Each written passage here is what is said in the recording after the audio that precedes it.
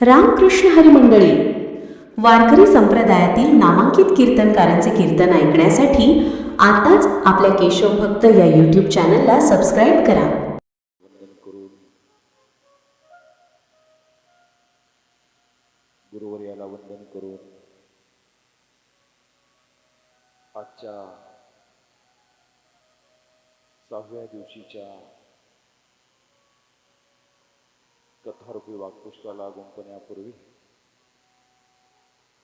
आपण सर्वजण श्रोते मायबाप, प्रभू तुम्ही महेशाची मूर्ती, आपल्या सर्वांच्या चरणावरती साष्टांग प्रणिपात करून विद्वान, कीर्तनकार, प्रवचनकार, कथाकार, तत्ववेत्ते सर्व महाराज मंडळींना वंदन करू.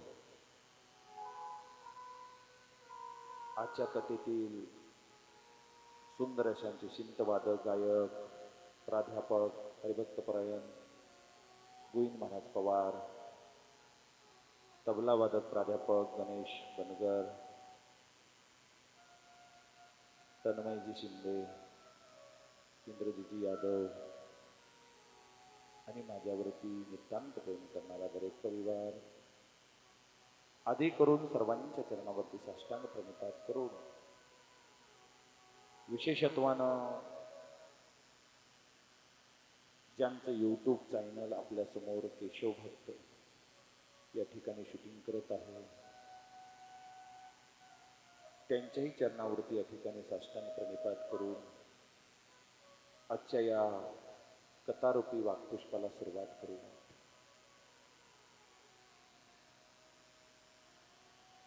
बघता बघता 6 दिवस कसे गेले माहित नाही. 6वा दिवस आज उजाडला. कालपर्यंत आपण मायावी हरणाने आणि मायावी रावणाने सीतेचं हरण केलं इथपर्यंत आपण, मला वाटते, आपण आलो होतो.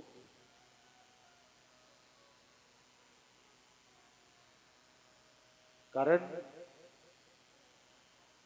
रामकथा ही जीवनाची व्यथा कमी करणारी कथा आहे. रामकथा ही तापलेल्या जीवाला शांत करणारी ही रामकथा आहे. अवीट गोड असणारी ही रामकथा, जीवनातल्या प्रत्येक प्रश्नाचं उत्तर ही रामकथा आहे. अंतकरणाचा ठाव घेणारी ही रामकथा आहे. जीवन कसं जगावं हे आपल्याला रामकथा शिकवते आणि मरावं कसं ही भागवत कथा शिकवते. म्हणून रामकथा ही मंदिरातील देवतेची कथा नसून घराला मंदिर करणारी रामकथा आहे. आणि म्हणून अंतकरणातून पुन्हा पुन्हा पुन्हा पुन्हा रामकथेचं स्मरण आपण केलं पाहिजे आणि पुन्हा पुन्हा रामकथा ऐकली पाहिजे. कारण राम रसायनासारखं दुसरं रसायन नाही जे आपल्या जीवाला आनंद देऊ शकते. सीताराम चरित अति पावन, मधुर सरस और अति मन भावन. सीताराम चरित अति पावन, मधुर सरस और अति मन भावन. पुनि पुनि कीर्तने सुने सुनाऊं, पुनि पुनि कीर्तने सुने सुनाऊं, पुनि पुनि कीर्तने सुने सुनाऊं. की प्यास बुझत बुझ जाए, पुनि पुनि कीर्तने सुने सुनाए. की प्यास बुझत न बुझाए. राम सिया राम बोलो राम सिया राम, राम सिया राम जय जय राम सिया राम, राम सिया राम जय जय राम, राम सिया राम जय जय राम, राम सिया राम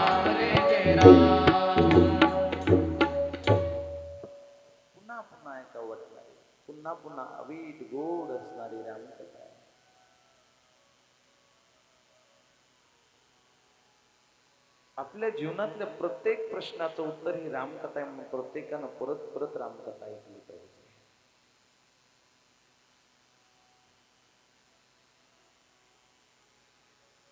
आतापर्यंत सीताई साहेबांनी कधीच हरण पाहिलं नव्हतं का? सीताई साहेबांनी हरण पाहिलं होतं, पण कालचं हरण मायावी होतं. सीताई साहेब सुद्धा मायावीच होते.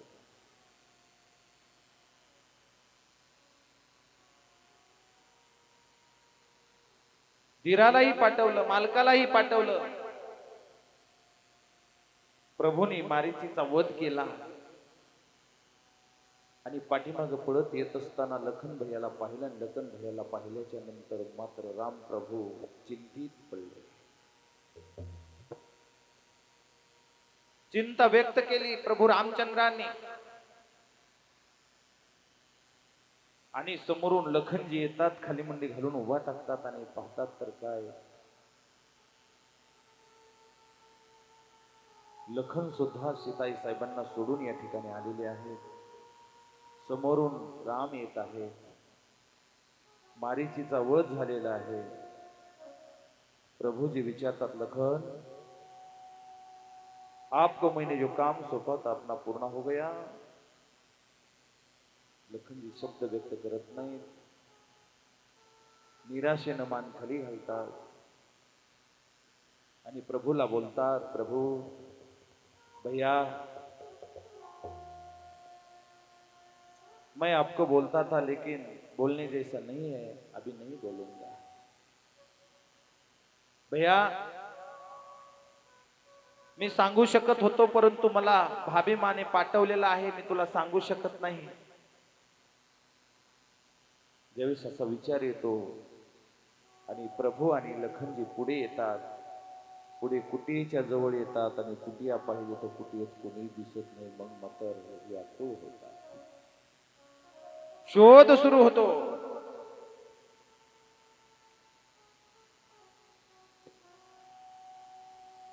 प्रभूंच्या पायाखालची माती सरकते. नेमकं झालं काय? सीता कुठं गेली असेल? शोध मोहीम सुरू होते आणि प्रभूजी बाहेर येतात आणि बाहेर येऊन झाडांना, पानांना, फुलांना विचारतात, माझी सीता पाहिली का कुणी? सीते, सीते, सीते. सुनी सुनी रे मैना, सुनी रे तोता, सुनी रे मैना, सुनी रे तोता, मैं भी पंखों वाला होता, वन वन ढूंढे सीताराम, राम सिया राम, सिया राम जय जय राम. कोमल बदन सुहासिन सीते,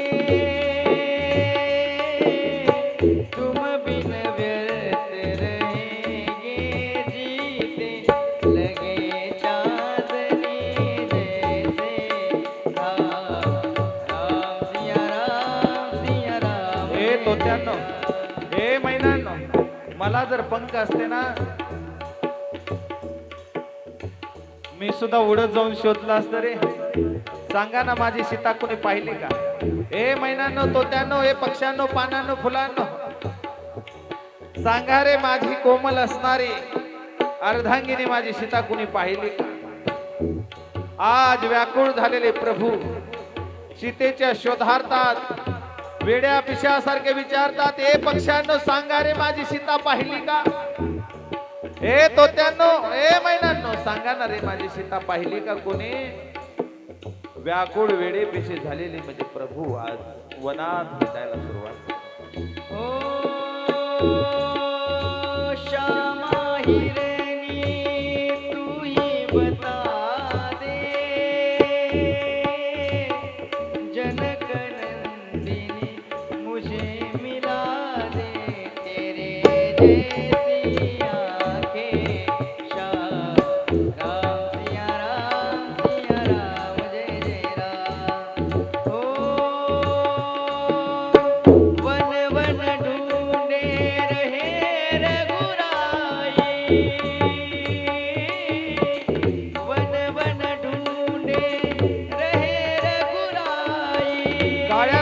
हरिण समोर येते. हे हरणी, जनक राजाची पुत्री जानकी पाहिली का कोणी? सांगा हो मला, माझी जानकी पाहिली का कोणी? माझी सीता पाहिली का? व्याकुळ अवस्थेत प्रभू वन वन भटकले. सर्वत्र शोधाशोध सुरू होते, परंतु प्रभूला सीता दिसत नाही. प्रत्येकाला विचारण्याचा प्रयत्न करतात, आता काय करावं कळत नाही. झाडाला जाता, झाडाला गळपाटून धरतात, सीते. प्रत्येक ठिकाणी सीतेचं चित्र दिसल्यासारखं अंतःकरणातून दिसत. झाडापाशी जावं, झाडापाशी चित्र दिसावं, मनात अंतःकरणात भावाना तुम्ही प्रभू रामचंद्र आणि तुमची सीता हरवलेली आहे. आज आपण वनात आहोत अशी भावना अंतःकरणातून तयार करा. हाक मारतात, सीते. जनक राजाची पुत्री कोणी पाहिली का? मला जानका कोणी शोधून देईल का? माझी जानकी कुठं आहे? प्रत्येकाला विचारतात, जानकी सापडतच नाही. वन वन फिरतात. वन वन ढूंढे रहे रघुराई, जनक दुलारे कहीं न पाई. मेघराज ने किया प्रणाम, राम सिया राम, सिया राम जय जय राम, राम सिया राम, सिया राम जय जय राम. मेघराजा प्रणाम करतो. प्रत्येक जण म्हणते, नाही आम्ही पाहिजे. प्रभू नाही आम्हाला सीता दिसली. एखादी आपली जवळची प्रिय व्यक्ती दूर जावी, प्रभूची आज पत्नी दूर गेली आणि शोध मोहीम सुरू. कळत नाही सीता कुठे गेली. सीतेच्या शोधार्थ प्रभू व्याकुळ होत असतात, मात्र सीता सापडत नाही. प्रभूला पाहून ढगई प्रणाम करतात, मेघराजाही प्रणाम करतो आणि पुढे पुढे प्रभू चालतात. जसे पुढे पुढे प्रभू जातात, रक्ताच्या थारोळ्यामध्ये पडलेला एक गीध पक्षी जटाई विवळत पडलेला आहे. जटायूला पाहिलं, जटायू मात्र विवळत होता. जटायूला प्रभूला पाहिला आणि पाहिल्या पाहिल्या आवाज दिला, प्रभू.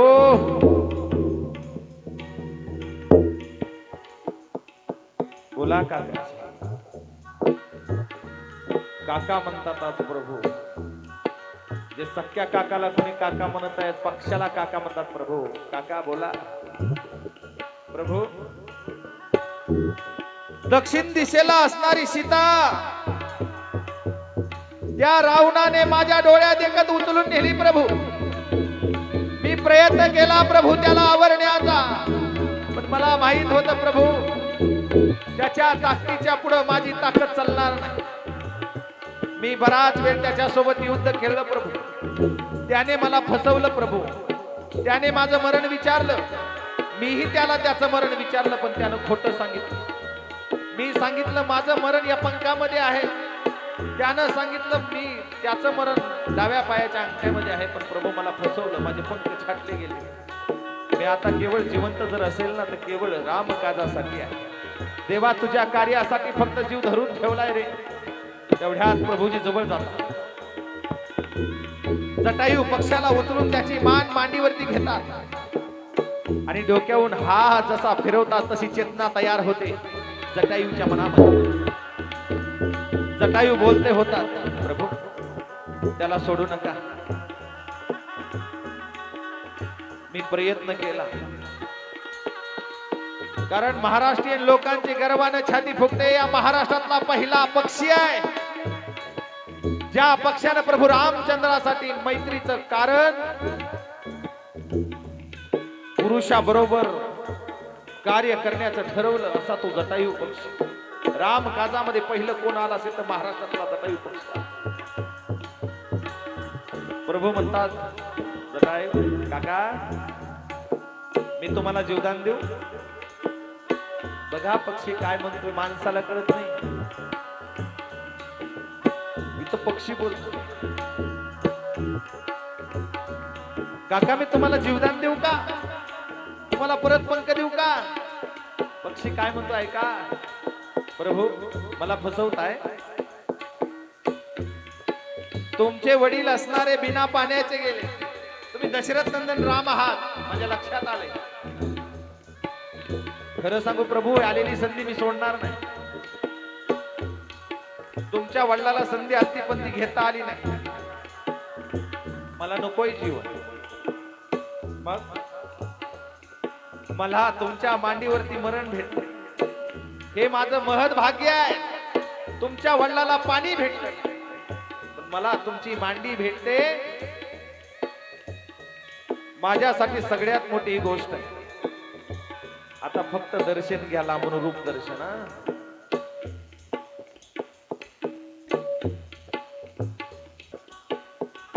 आणि मांडीवरती प्राण सोडण्यासाठी सज्ज झालेला तो जटायू पक्षी.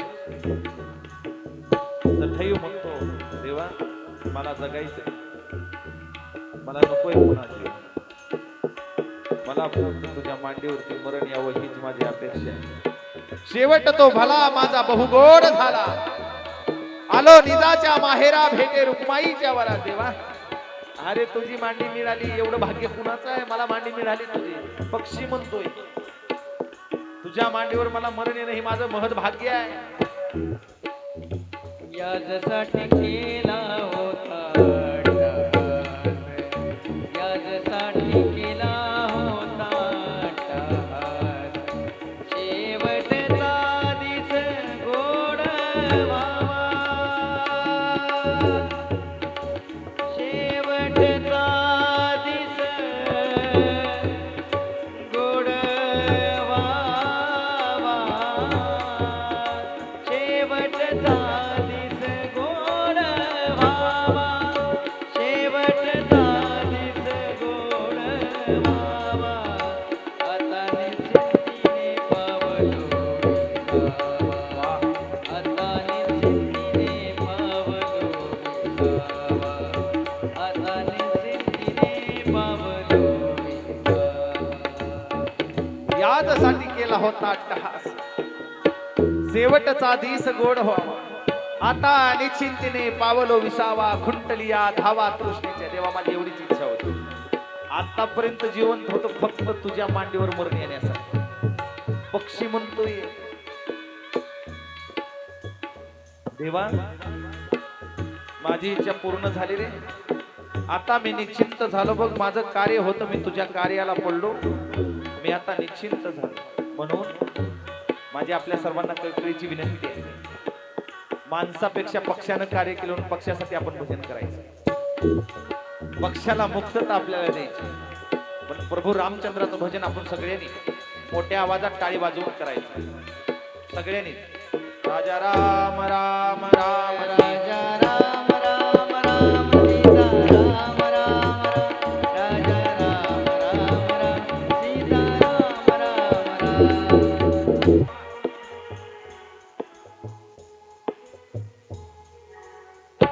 राजा राम राम राम सीता राम राम राम. राजा राम राम राम सीता राम राम राम.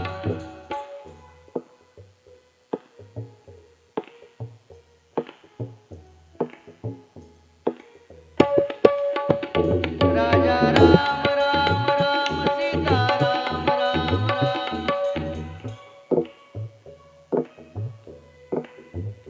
राजा राम राम हरी बोल. सीता राम राम राम. राजा वा वा. राजा राम राम राम सीता राम राम राम. हरे राम राम राम हरे हरे. राम राम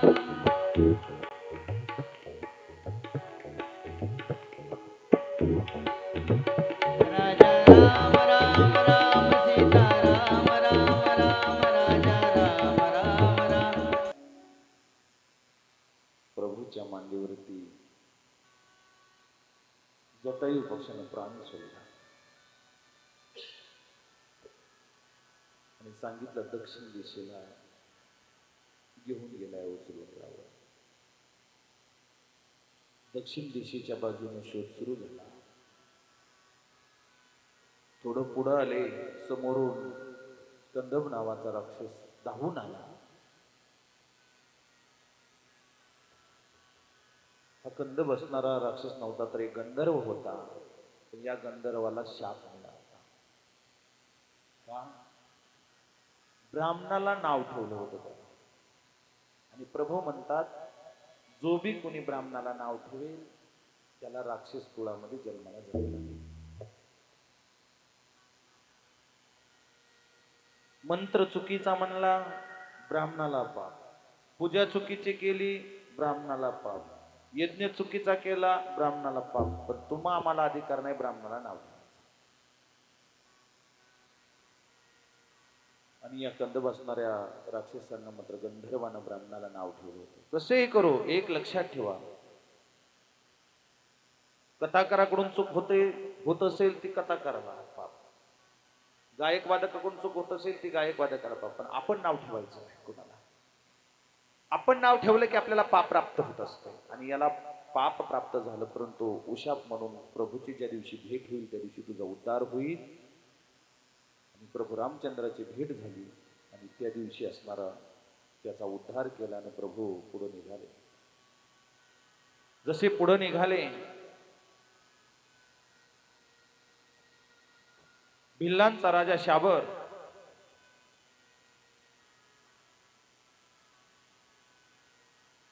आणि या शाबर राजाची कन्या शबरी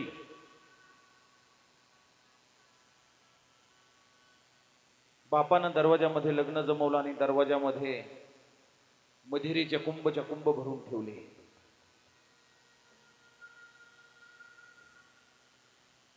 जनावराच्या दावणी बांधल्या.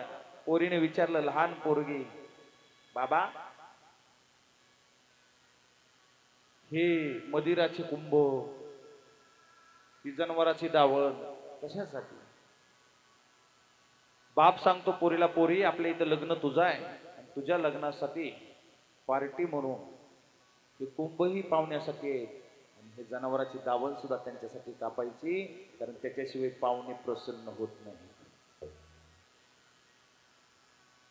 शबरीच्या लक्षात आलं, असं जर माझ्या लग्नामुळे जर या प्राण्यांचा जीव जात असेल आणि लोक मदिरा पित असतील, असलं लग्न करण्यातच काय मतलब आहे. मी तर म्हणतोय, दारू पिणाऱ्या तसलं खाणाऱ्या माणसाला तुम्ही लग्नाला बोलवूच नका.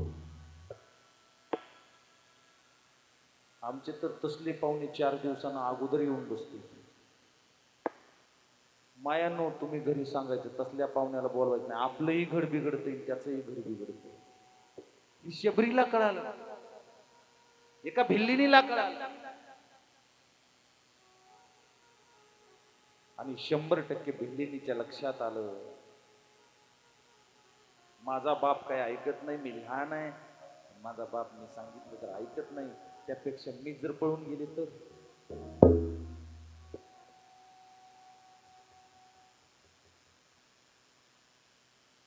रात्रीचीच वाट पाहिली आणि निम्म्या रात्रीचीच पोरगी घरातून पळून गेली. नवरी असणारी पोरगी ज्या पोरीसाठी दावणच्या दावण बांधलेली आहे, मदिराचे कुंभच्या कुंभ उभे केलेले आहेत, तर ती मुलगी निघून गेली. सकाळी उठून पाहिलं तर शबरी नाही, शबरी नाही, शबरी नाही, शबरी नाही. सगळीकडे गोंगाट झाला. शबरी कुठे गेली, शबरी कुठे गेली? शबरीचा शोध सुरू झाला. शबरीच्या शोधासाठी असणारे सेवक सुद्धा पडू लागले. भिल्ल राजा असणारा राजाचे सेवक शोधू लागले. शबरीने विचार केला, काय करावं? की मी कुठेही वनात लपले, झाडा झुडपात लपले तर हे मला शोध घेतात, पण एक जागा अशी शोधली पाहिजे की ज्या ठिकाणी हे येऊ शकत नाही.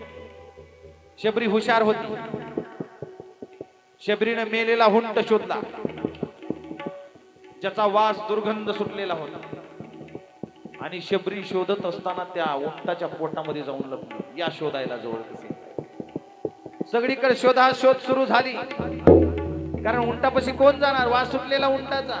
पण उंटापाशी कोणी जायला तयार नाही. सगळीकडे शोध मोहीम सुरू केली. शबरी सापडत नव्हती. आणि सर्वच 2-4 दिवस झाल्याच्या नंतर शबरीच्या लक्षात आला आता माझी शोध मोहीम बंद झाली, म्हणून शबरी पुढे निघून गेली. पुढे असणारी दररोज तिनं झाडावर बसावं, झाडाच्या पाल्यामध्ये उभा टाकावं, दाट असणाऱ्या कुणाला दिसू नये, तिथंच कंदमुळं, तिथंच फळं खावे आणि आपला उदरनिर्वाह करावा. ज्या ठिकाणी शबरीच्या झाडावर चढत होती त्याच ठिकाणी काही अंतरावर असणारा मातंग ऋषीचा असणारा आश्रम तिच्या लक्षात आलं. साधू आहे, महात्मा आहे, दररोज खालून उडी मारावी पण कुणाला दिसू नये. हातानं सर्व असणारी वाट, पंपा सरोवरापर्यंतची वाट, आंघोळीच्या सरोवरापर्यंतची वाट माझ्या शबरीनं हातानं पुसून काढावी, सगळी सारवण करावं, समार्जन करावं.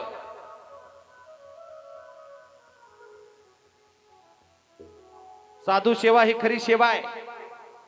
आपल्या गावात येणाऱ्या संतांची सेवा ही खरी सेवा आहे.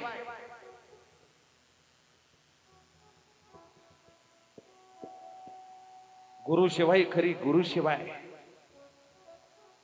पाणी पिना छान के गुरु करना पहचान के. पाणी चाळून पेलं पाहिजे आणि गुरु पहचान करून केला पाहिजे.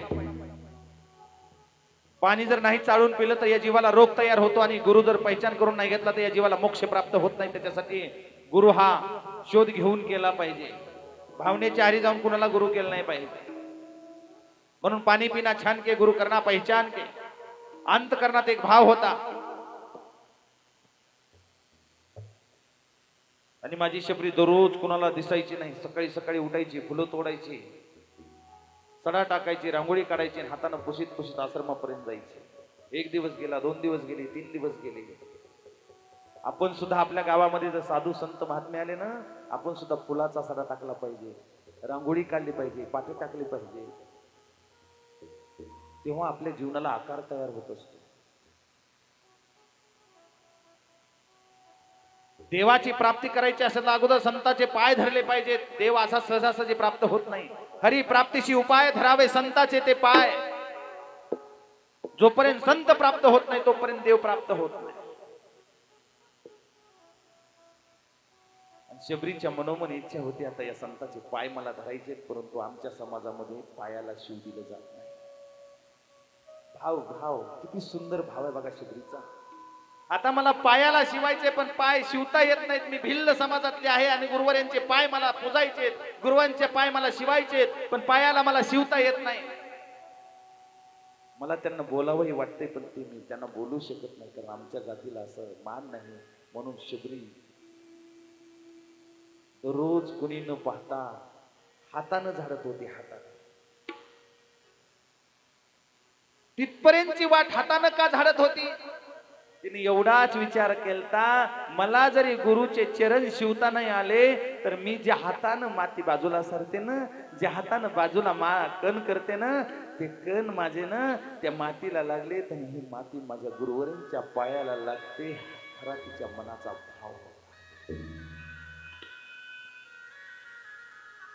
आमच्या गावात साधू येऊन बी गेले तर आम्ही हळू हळू हळू हळू भागवले होते. अंतकरण शुद्ध असलं ना, कथाकार हा कथाकार नसतो, कथाकार हा स्वतः भगवान परमात्मा बोलत असतो. हा ज्या दिवशी भाव तयार होतो ना त्या दिवशी अंतकरणातून देव दिसायला सुरुवात होतो. जोपर्यंत आपल्याला कथाकारामध्ये कीर्तनकारामध्ये देव दिसत नाही तोपर्यंत काही उपयोग नाही. आणि बघता बघता एके दिवशी ठरवलंच, नेमकं कोण रांगोळ काढायला, कोण वाट तयार करायला ठरवलं. दररोज 3ला उठताव ना आपण 3च्या अगोदर उठायचं म्हणून गुरु आणि गुरूंचे शिष्य 3च्या अगोदरच उठले आणि बरोबर पाहिलं तर हातानं सारत असताना, वाट करत असताना पाठीमागून मातंग ऋषीने पाहिलं आणि पाहिल्या पाहिल्या लक्षात आलं, अरे बाप रे शबरी तू? हो गुरुवर मीच. असं का? गुरुवर माझी एकच इच्छा होती तुमचे पायाचं दर्शन घ्यावं, परंतु तुम्ही मला पाया पडू देताल की नाही याची मला माहिती नव्हती, म्हणून मी फक्त हाताचे कण जरी तुमच्या पायाला लागले ना मला दर्शनाचा लाभ होईल. किती किती भाव मोठा आहे माझ्या शबरीचा, किती अंतकरण मोठा आहे शबरीचं. पण त्यावेळेस मातंग ऋषीच्या लक्षात आला, रे अंतकरणाचा शुद्ध भाव आहे. जसं या मातीचा भाव शुद्ध आहे, बिचारी तेवढ्या लांबून दर्शनासाठी काय.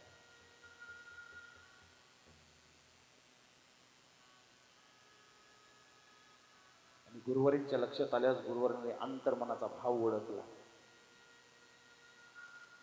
आणि गुरुजींना कळतच असते, ओरिजिनल गुरुला अंतर्मनाचा भाव कळतच असतो.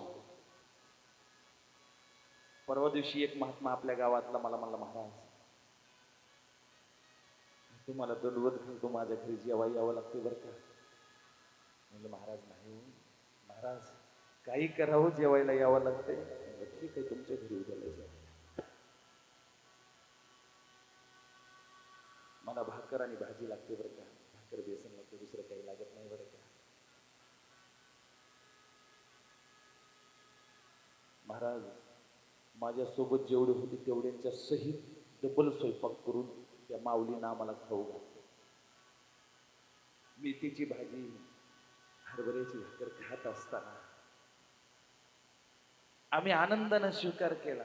आणि महाराजांनी असं कसं खावं म्हणून मनाचा भाव दाटून आला. पोराला सांगितलं, पोरा गुलाबजामुन, लाडू आणि पेढे घेऊन ये. पोरानं तेही घेऊन आला. तुमच्याच गावचं सांगतोय, लांबच नाही.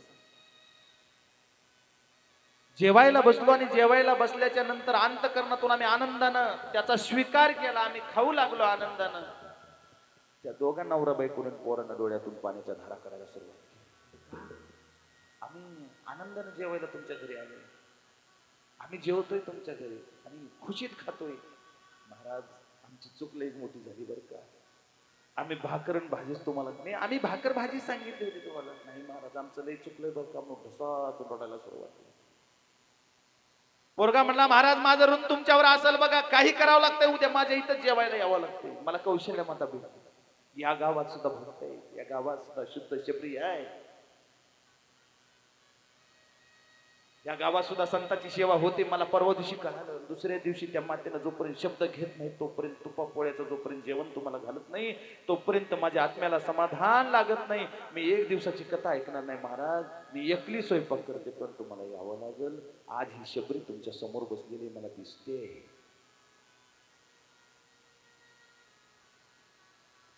माझ्या पत्नीला एकलीला स्वयंपाक होत नाही म्हणून गोविंद महाराज पतिदेव दिवसभर बायकोच्या हाताखाली बेजार होते. फक्त दोघं नवरा बायको आणि पुन्हा सुनबाई एवढ्या तिघांनी स्वयंपाक केला. रात्री 10-15 माणसाचा स्वयंपाक फक्त एका शबरीनं केलाय. ही शबरी तुमच्या गावात आहे. अंतकरणाचा भाव शुद्ध असावा लागतो. भाव शुद्ध असला की काही प्राप्त होते, काही प्राप्त होते. शबरीचा तसा भाव शुद्ध होता. शबरीला वाटत होतं की माझे गुरुवरी माझ्या पायाला शिव देतात की नाही, की पायाला शिव देतात की नाही. भाव मात्र निर्मळ होता. तसा तुमच्या प्रत्येक गावातल्या प्रत्येक व्यक्तीचा भाव शुद्ध आहे.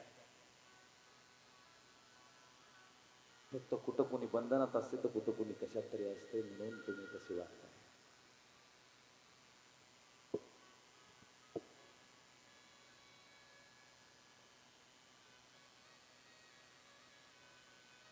आणि शेवटी गुरुजींच्या लक्षात आलं, या शबरीचा भाव किती शुद्ध आहे. भिल्ल जातीमध्ये जरी जन्माला आली असली तरी हिचं अंतकरण किती माझ्याबद्दल मोठा आहे. त्याच दिवशी ठरविलं, तू माझी आजपासून शिष्या.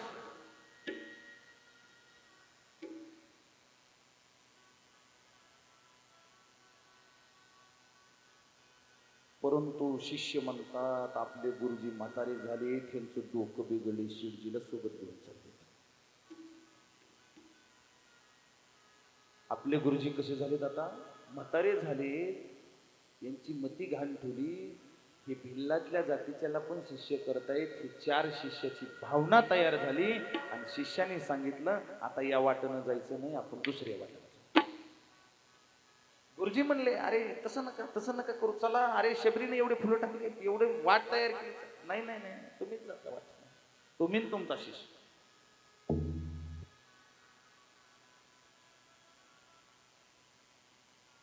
भाव महत्वाचा आहे. तुम्ही कुठल्या जातीत जन्माला आलात हे माहित नाही. राम राज्य तेव्हाच येईल ज्या दिवशी जात पात नष्ट होईल. राम राज्य त्या दिवशी होईल ज्या दिवशी श्वासोत असणारी ती बंद होईल. राम राज्य त्या दिवशी येईल तुमच्या आमच्यामध्ये असणारा भेद बंद होईल. इथं जातीला महत्व नाही. प्रत्येकाच्या गळ्यामध्ये पवित्र तुळशीची माळ असेल तर त्याच्या घरी जेवायला जायला काय हरकत आहे? तुमचं मन निर्मळ असेल. नुसतं वृंदावन मोठा आहे, हिरवीगार तुळस आहे, घरात मात्र माळ नाही, त्याच्या घरी आम्ही पण जेवणार नाही ना. पवित्र तुळशीची माळ असेल तर घरी जेवायला काही हरकत नाही. शिष्यानी वाट बदलली आणि शिष्यानी वाट बदलून शिष्य पलीकडल्या वाटेनं गेले. आंघोळ करण्यासाठी आता पाय मध्ये बुडवणार तर लाल भडक पाणी. तिथून शिष्य माघारी पडत आले. गुरुदेव गुरुदेव गुरुदेव. बोला काय गुरुदेव? ज्या ठिकाणी ज्या सरोवरात आपल्याला आंघोळ करायची त्या सरोवराचं पाणी लाल भडक झालं, नुसतं रक्तासारखं पाणी दिसतंय. गुरुवर म्हणतात चूक मान्य करा, शेबरीचे पाये धुवा आणि पाये धुतलेलं पाणी त्या सरोवरात नेऊन टाका. त्या सरोवरात पाणी टाकलं की ते पाणी पुन्हा शुद्ध होईल. परत शेबरीचे पाये धुवावं लागले, कारण भाव शुद्ध होता शेबरीचा. मग माणूस किती मोठा असेल, भाव महत्वाचा आहे कथेबद्दलचा. तुमच्या मनात भाव कसा आहे तेव्हा ही कथा सिद्ध होते. तुमच्या मनात भाव नसेल, ऐकाय जावं लागते ग माय म्हणून जर येत असताल आणि इथं बसून जर कुलपाला झटके देत असाल तर कथा व्यर्थ आहे. जीवनाचा भाव महत्वाचा आहे. आणि त्या दिवशी पासून कधी कधी शबरी भजनाला सुद्धा जाऊ लागली. गुरुजी सत्संग करू लागली, आश्रमावर जाऊ लागली, भजनाची सुरुवात झाली. आणि शिष्य बोलू देत नाहीत म्हणून एके दिवशी मातंग ऋषी शबरीच्या कुटियेमध्ये गेले. 2 कुटिया तयार केल्या. त्या कुटियेमध्ये जाऊन डोळ्यात पाणी आणून आज मातंग ऋषी बोलताय शबरीला. शबरीने विचार केला, आतापर्यंत गुरुवर तुम्ही आला नाहीत, पण आज डोळ्यातून पाण्याची धार गाळत माझ्या कुटियेमध्ये कसं काय आला?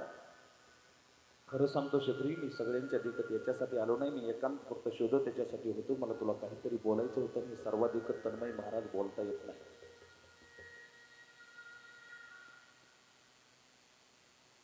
शिष्य बघून बोलावं लागते. प्रत्यक्षात कुणाला जवळ घेऊन बोलावं लागते, कुणाला दूर जाऊन बोलावं लागते, कुणाला घरी जाऊन बोलावं लागते. हे गुरुचं तत्व असते. सगळ्यांच्या समोर प्रत्येकाला सारखं धरून बोलता येत नाही. साम दाम दंड भेद 4 गोष्टी आहेत. कुणाला साम कळतो, कुणाला दाम कळतो, कुणाला काम कळतो, कुणाला दंड कळतो. 4 भेद वेगवेगळे. 4 भेदानं 4 जणाला वेगळं बोलावं लागतं.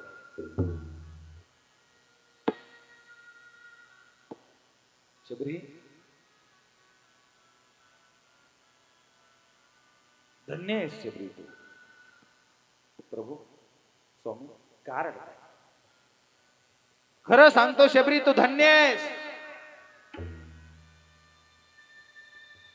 असं आज का बोलताय? का रडताय? शबरी खरं सांगू, एक ना एक दिवस तुझ्या या कुटियेमध्ये जगाचा मालक तुला भेट देण्यासाठी इथं येणार आहे. तुम्ही देवाकडे जाण्याची गरज नाही. देव तुमच्याकडे भेट द्यायला येतो. तुमचा भाव फक्त शुद्ध असावा लागतो. ज्याचा भाव शुद्ध आहे त्याच्याकडे देव आपोआप येऊन जातो. ज्याचा भाव शुद्ध नाही त्याला आयुष्यात सुद्धा देव भेटत नाही.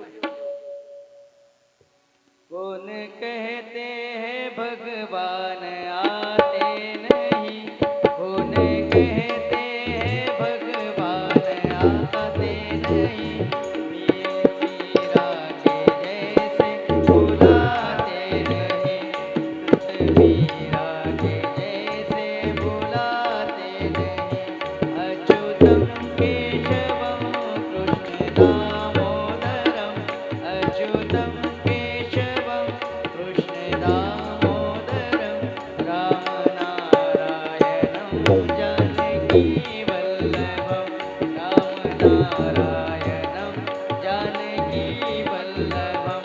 कौन कहते हैं भगवान आते नहीं, कौन कहते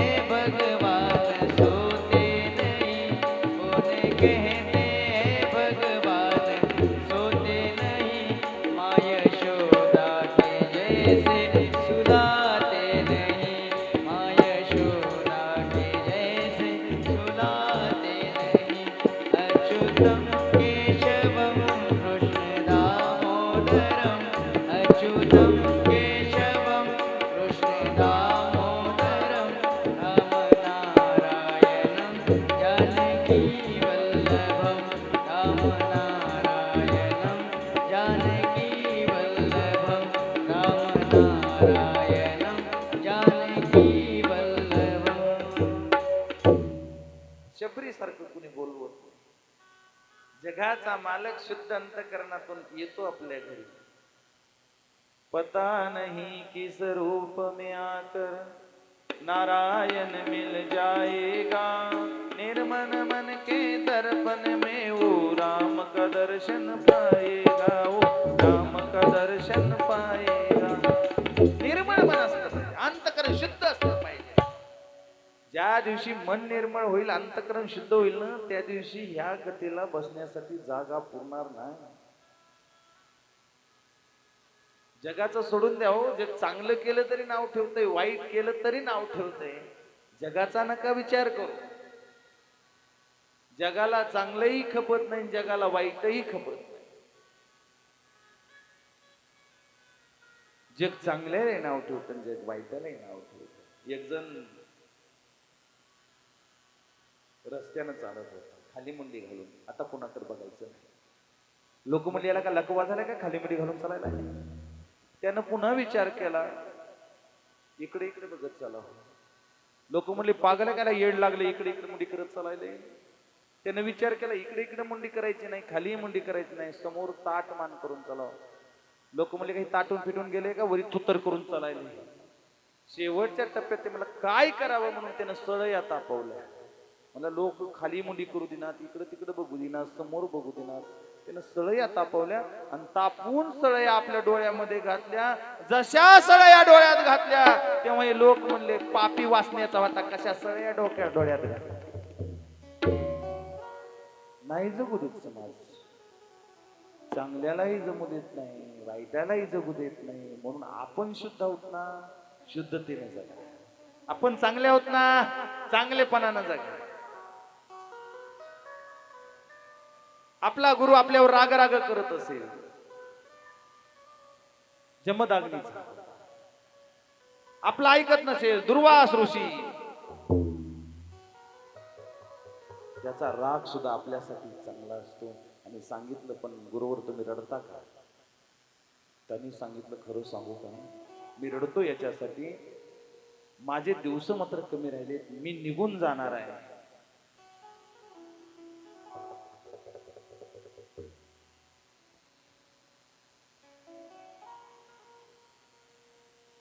मी बस माहिती याचं कारण एकमेव आहे, तुला प्रभू भेट देतील, पण ते प्रभू पाहण्यासाठी मी एवढा तप केलाय तरी मला प्रभू भेटला नाही. मी निघून जाणार आहे, पण तुला प्रभू मात्र भेटणार आहे. राम कुठे? त्या दिवशी पासून शबरीच्या लक्षात आलं, मातंग ऋषी निजधामाला गेले आणि शबरीनं मात्र सुरुवात केली.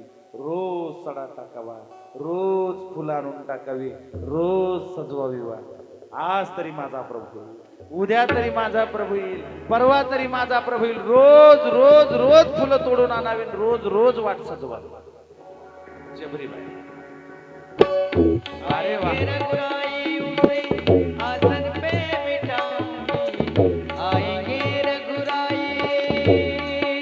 रोज शबरी अशी फुलं टाकायची, थोडे थोडे, रोज दररोज तिची सेवा. तिला वाटायचं एक ना एक दिवस माझा प्रभू येईल. कान माझ्याकड, डोळे तिकड, कान माझ्या, मी बोलतोय तसं करायचं. फुलं टाकावे, रोज रोज रोज फुलं तोडून आणावे आणि प्रभूची वाट बघावी. डोळ्यात प्राण आणून वाट बघावी. आज तरी येईल, उद्या तरी येईल. ज्या दिवशी माझा प्रभू येईल त्या दिवशी ही कुटिया पावन होईल. आएंगे रघु बिठाऊंगी आएंगे रघुराई आसन पे बिठाऊंगी मीठे मीठे पैर अपने हाथों से खिलाऊंगी मीठे मीठे पैर ज्या दिवशी माझे प्रभू येतील माझ्या हातानं बोरं खाऊ घालील शबरी माय बोरं खाऊ घालील मी काय करील माझा प्रभू आला ना मी बोरं खाऊ घालील फुलं नाही बोरं खाऊ घालील ज्या दिवशी माझा प्रभू येईल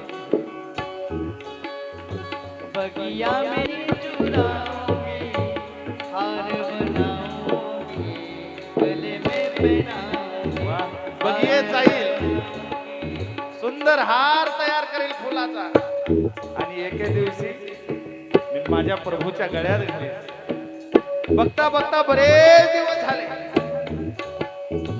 हार बनाऊंगी सात सात लखन जी का दर्शन होगा सात सात लखन जी का दर्शन होगा कुटियों का पावन होगा जब मेरे राम जी का आवन होगा शबरी की कुटियों का पावन राम आएंगे आएंगे राम आएंगे शबरी माय आएंगे आएंगे राम आएंगे मेरी झोपड़ी के भाग आज खुल जाएंगे राम आएंगे मेरी झोपड़ी आएंगे राम आएंगे राम आएंगे तो अंगना सजाऊंगी मीठे मीठे मेरे अपने राम आएंगे तो अंगना सजाऊंगी वारे वा राम आएंगे तो अंगना सजाऊंगी झोपड़ी के सारे भाग खुल जाएंगे राम आएंगे मेरी झोपड़ी के भाग आज खुल जाएंगे राम आएंगे ज्या दिवशी प्रभू माझ्या झोपडीत येतील ना त्या दिवशी माझी झोपडी पावन होईल आणि बघता बघता 90 वय वर्ष थकली माझी शबरी माता वाट पाहून पाहून आज येतील उद्या येतील परवा येतील विचार करत आणि जसे प्रभू आले झोपडीमध्ये प्रभू समोर उभे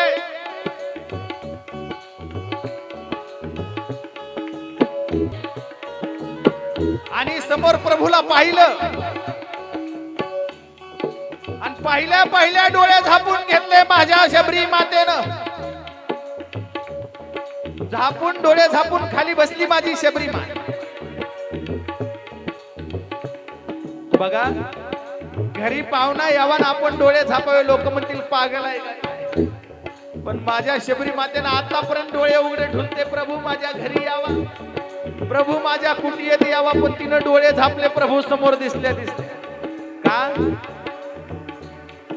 हे कारण आहे त्याच तिनं डोळे का झापले पहिलं कारण आहे डोळे याच्यासाठी झापले की आपल्या गुरुदेवाला स्मरण केलं जोपर्यंत गुरुदेवाला स्मरण होत नाही तोपर्यंत देवाचं दर्शन होत नाही गुरुदेवाला स्मरण करण्यासाठी माझ्या शबरी मातेनं डोळे झापले आणि दुसरी गोष्ट तिचा तिच्यावरच विश्वास बसणार आज माझी कुटिया एवढी पावन झाली प्रभू माझ्या कुटियेमध्ये आले आज स्वतःवर विश्वास बसत नव्हता शबरी मातेचा शबरी मातेने डोळे झापले मी स्वप्नात तर नाही ना आजपर्यंत माझ्या प्रभूची वाट बघते आज माझ्या समोर साक्षात जगाचा मालक उभा आहे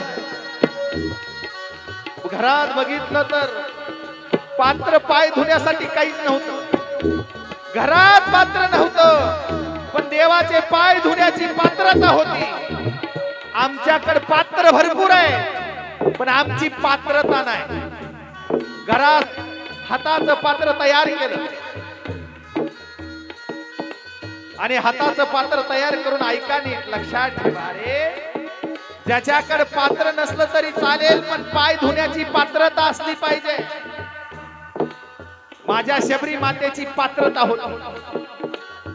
तिच्याकडे कुठलं सोन्या चांदीचं पात्र नव्हतं. तुमच्या घरात बरेच पात्र असते, पण पात्रता नाही लक्षात ठेवा. पण माझ्या शबरी मातेची पात्रता होती. हाताची ओंजळ केली. आता पाणी कसं आणू विचार केला. शबरी मातेने डोळ्यातून आसवांचा धार लागल्यासारखी रडू लागली माझी शबरी माता.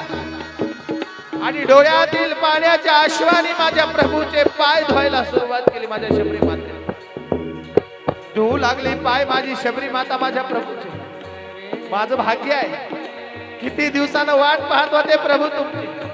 माझ्या गुरुने दिलेला आशीर्वाद आज सत्यात उतरला. आजच्या सारखं आयुष्य आशन कधीच आला नाही. जगाचा मालक मला आज बघण्यासाठी भेटला. म्हणून डोळ्यातून खळखळा पाण्याच्या थरात म्हाताऱ्या अवस्थेमध्ये जर्जर झालेली माझी शबरी माता तेवढ्यात फळं खायला देते, कंदमुळं खायला देते. आणि शेवटी म्हणते, प्रभू प्रभू मी खरं सांगू का, आज सकाळी मी बगीचेमध्ये गेले, आज मी वनात गेलते प्रभू. मी माझ्या तोंडाने असणारे हे बोर चाकून आणलेत प्रभू. गोड असणारे मी तुमच्यासाठी आणलेत आणि आंबट असणारे टाकून दिले. माझी शबरी माता एक एक बोर खाते, गोड आहे का बघते, गोड नसलेलं बोर टाकून देते आणि माझ्या प्रभूला बोर खाण्यासाठी देते. बघा, तुम्हाला आठवत नसेल 90 वर्षापर्यंत कधी शबरीने दात घासले असेल का? पण माझ्या प्रभूचा भाव शुद्ध होता, अंतकरण शुद्ध होता. माझ्या शबरी मातेचा भाव एवढा शुद्ध होता. चटणी भाकर खाऊ घातली, पण भावाची घातली हे महत्वाचं आहे. आंबट खाऊ घातला असेल, पण भावनेनं खाऊ घातले. भावना किती मोठी असते. आणि माझ्या शबरी मातेनं बोर प्रभूने खायला सुरुवात केली. तेवढ्यात लखनजीला द्यायला सुरुवात केली. लखनजी म्हणतात, मी खात नाही भैया, तूच खा. मी नाही खाणार. का? काही जण डोकं चलवतात. का लखनजीनं खाल्लं नाही? मग काय लखनजी का भावाचा ऐकत नव्हता का? लखनजी भावाचा ऐकत होता, पण त्याचं नाव लक्ष्मण. काय होत? लक्ष्मण याच्यासाठी होत, लक्ष्याच्या ठिकाणी ज्याचं मन आहे त्याचं नाव लक्ष्मण. आणि लक्ष्मणाचं लक्ष्य होतं मेघनाथ इंद्रजिताला मारणं. आणि इंद्रजित जोपर्यंत 14 वर्ष उपवास ज्याला होत नाही, आहार निद्रा ज्याला नाही, त्याच्या हाताने इंद्रजिताचं मरण होतं. आणि लक्ष्मणाचं लक्ष्य होतं इंद्रजिताला मारणं. म्हणून बोर खाल्लं नाही. जर एक बोर खाल्लं असतं माझ्या प्रभूचं, तर उपवास मोडला असता आणि इंद्र मेला नसता. म्हणून माझ्या लखनजीनी बोर खाल्लं नाही. पण काही लोक म्हणते, तुमच्या रामाचं बी लखन ऐकत नव्हता का? अरे ऐकत होता, त्याचं नाव लक्ष्मण आहे. लक्ष्याच्या ठिकाणी त्याचं मन होतं, मला इंद्रजिताला मारायचंय, म्हणून त्यानं बोर खाल्लं. आणि म्हणून शेवटी प्रभूजी म्हणतात, आता आम्ही इथून चालते होतो, आम्ही निघून जाणार. शबरी म्हणते, प्रभू असं नाही, असे कशी जाऊ दे? आधी मी जाईल, नंतर तुम्ही जाईल. तेवढ्यात शबरीनं सांगितलं होतं, आतापर्यंत प्राण फक्त मी तुम्हाला पाहण्यासाठी ठेवला होता. आतापर्यंत माझे डोळे फक्त तुम्हाला पाहण्यासाठी टिकवले होते. आता मला जगण्याची इच्छा नाही, मला फक्त प्रभू दर्शनाची इच्छा होती. मी प्रभू दर्शन पाहिलं. प्रभू इकडे कशासाठी आलो? प्रभू सांगतात, माझी सीता चोरीला गेली. शबरी माते मरण्या अगोदर सांगते, जात असताना असं जाऊ नका, सुग्रीवाशी मैत्री करा. आणि सुग्रीवाशी मैत्री करा म्हणून सांगितलं. आणि त्याच ठिकाणी योग अग्नी दिला गेला आणि शबरी मातेला मुक्तता आलेली. बोलिये सियावर रामचंद्र भगवान की जय. सियावर रामचंद्र भगवान की जय. प्रभू पुढे निघाले. प्रभू पुढे चलता चलता पंपा सरोवरावर आले. आणि जसे पंपा सरोवरावर आले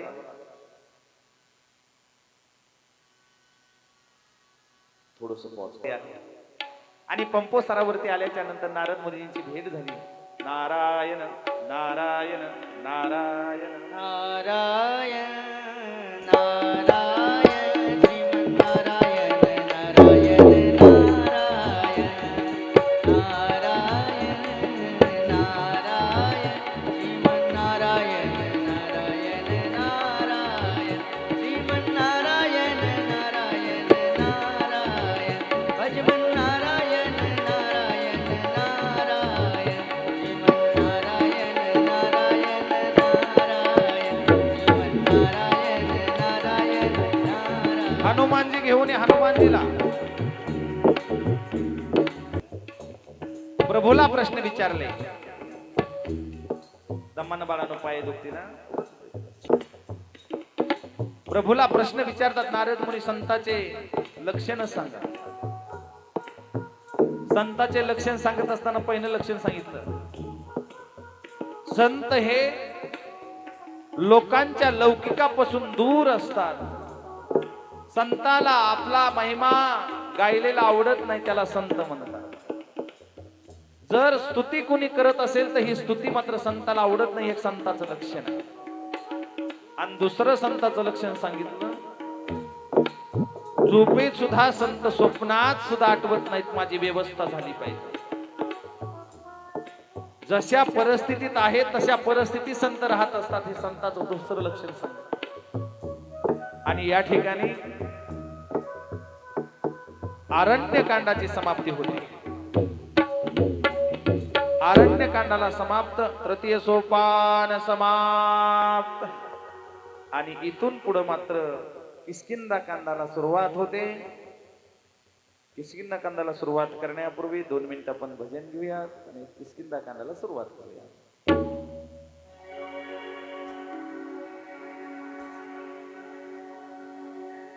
श्रीराम जय राम जय जय राम. श्रीराम जय राम जय जय राम. श्रीराम जय राम जय जय राम. श्रीराम जय राम जय जय राम.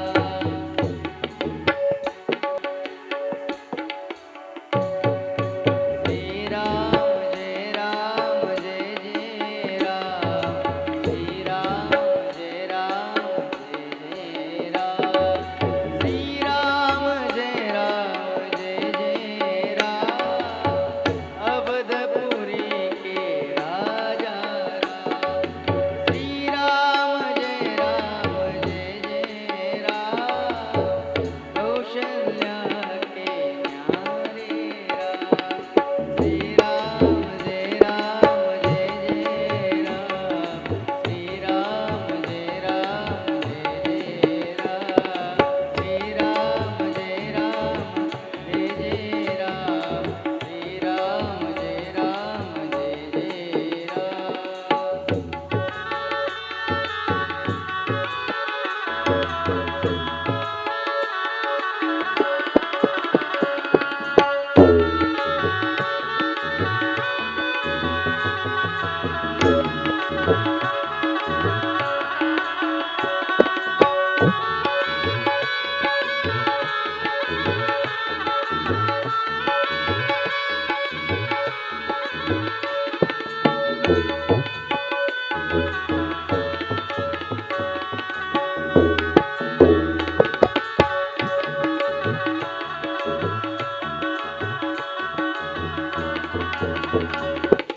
श्रीराम जय राम जय जय राम. श्रीराम जय राम जय जय राम. श्रीराम जय राम जय जय राम. श्रीराम जय राम जय जय राम. जय राम जय जय.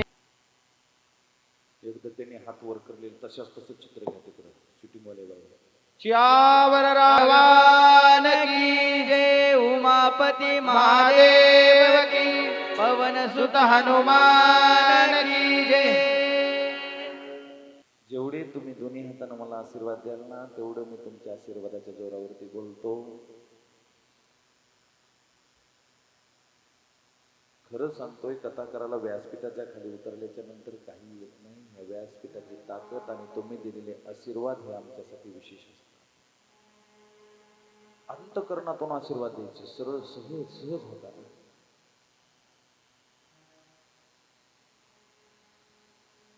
श्री गणेशाला वंदन, गुरुवर्याला वंदन करून किसकी नाकांदाची सुरुवात. पुढं प्रभू निघतात आणि पुढं निघाल्याच्या नंतर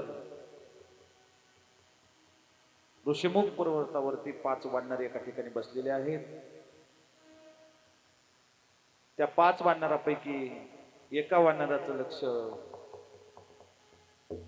खाली येतं आणि खाली आल्याच्या नंतर हे 2 असणारे कुमार दिसतात. हे 2 कुमार पाहून सुग्रीवजी म्हणतात, हनुमान, हे हनुमान, 100% माझ्या भावानं मला मारण्यासाठी 2 वीर खाली पाठवलेत बघ.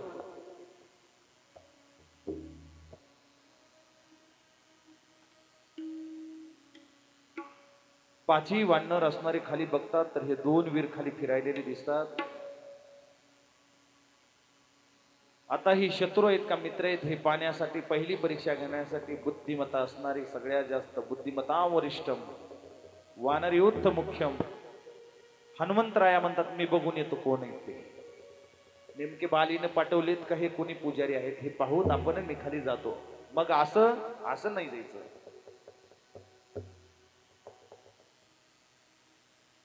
ब्राह्मण वेश धारण केला माझ्या हनुमंतरायाने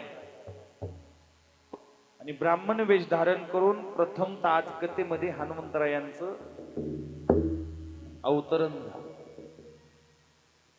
हनुमंतराया समोर आले, ब्राह्मणाच्या वेशामध्ये आले आणि समोर पाहिलं तर एक ब्राह्मण दिसतोय. हे 2 लेकरं समोर असणारे कुमार दिसत आहेत. म्हणून आपण हनुमंतरायाचं आजच्या कथेमध्ये स्वागत करूया. सगळ्यांनी मोठ्या आवाजामध्ये गर्जना करायची. पवन सुत हनुमान की. आज पंगत झाली नाही का? झाली ना? आणखीन बघू. पवन सुत हनुमान की.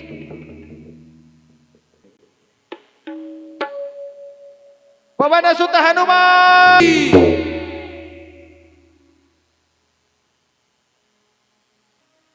आपला आवाज गावाच्या कडीला गेला पाहिजे. आज हनुमंतराया उड्डाण घेऊन येत आहे आणि हनुमंतराया समोर आले आणि हनुमंतराया समोर येऊन विचारतात, कोण तू? बाळांनो, कोण तू? आणि असा प्रश्न विचारला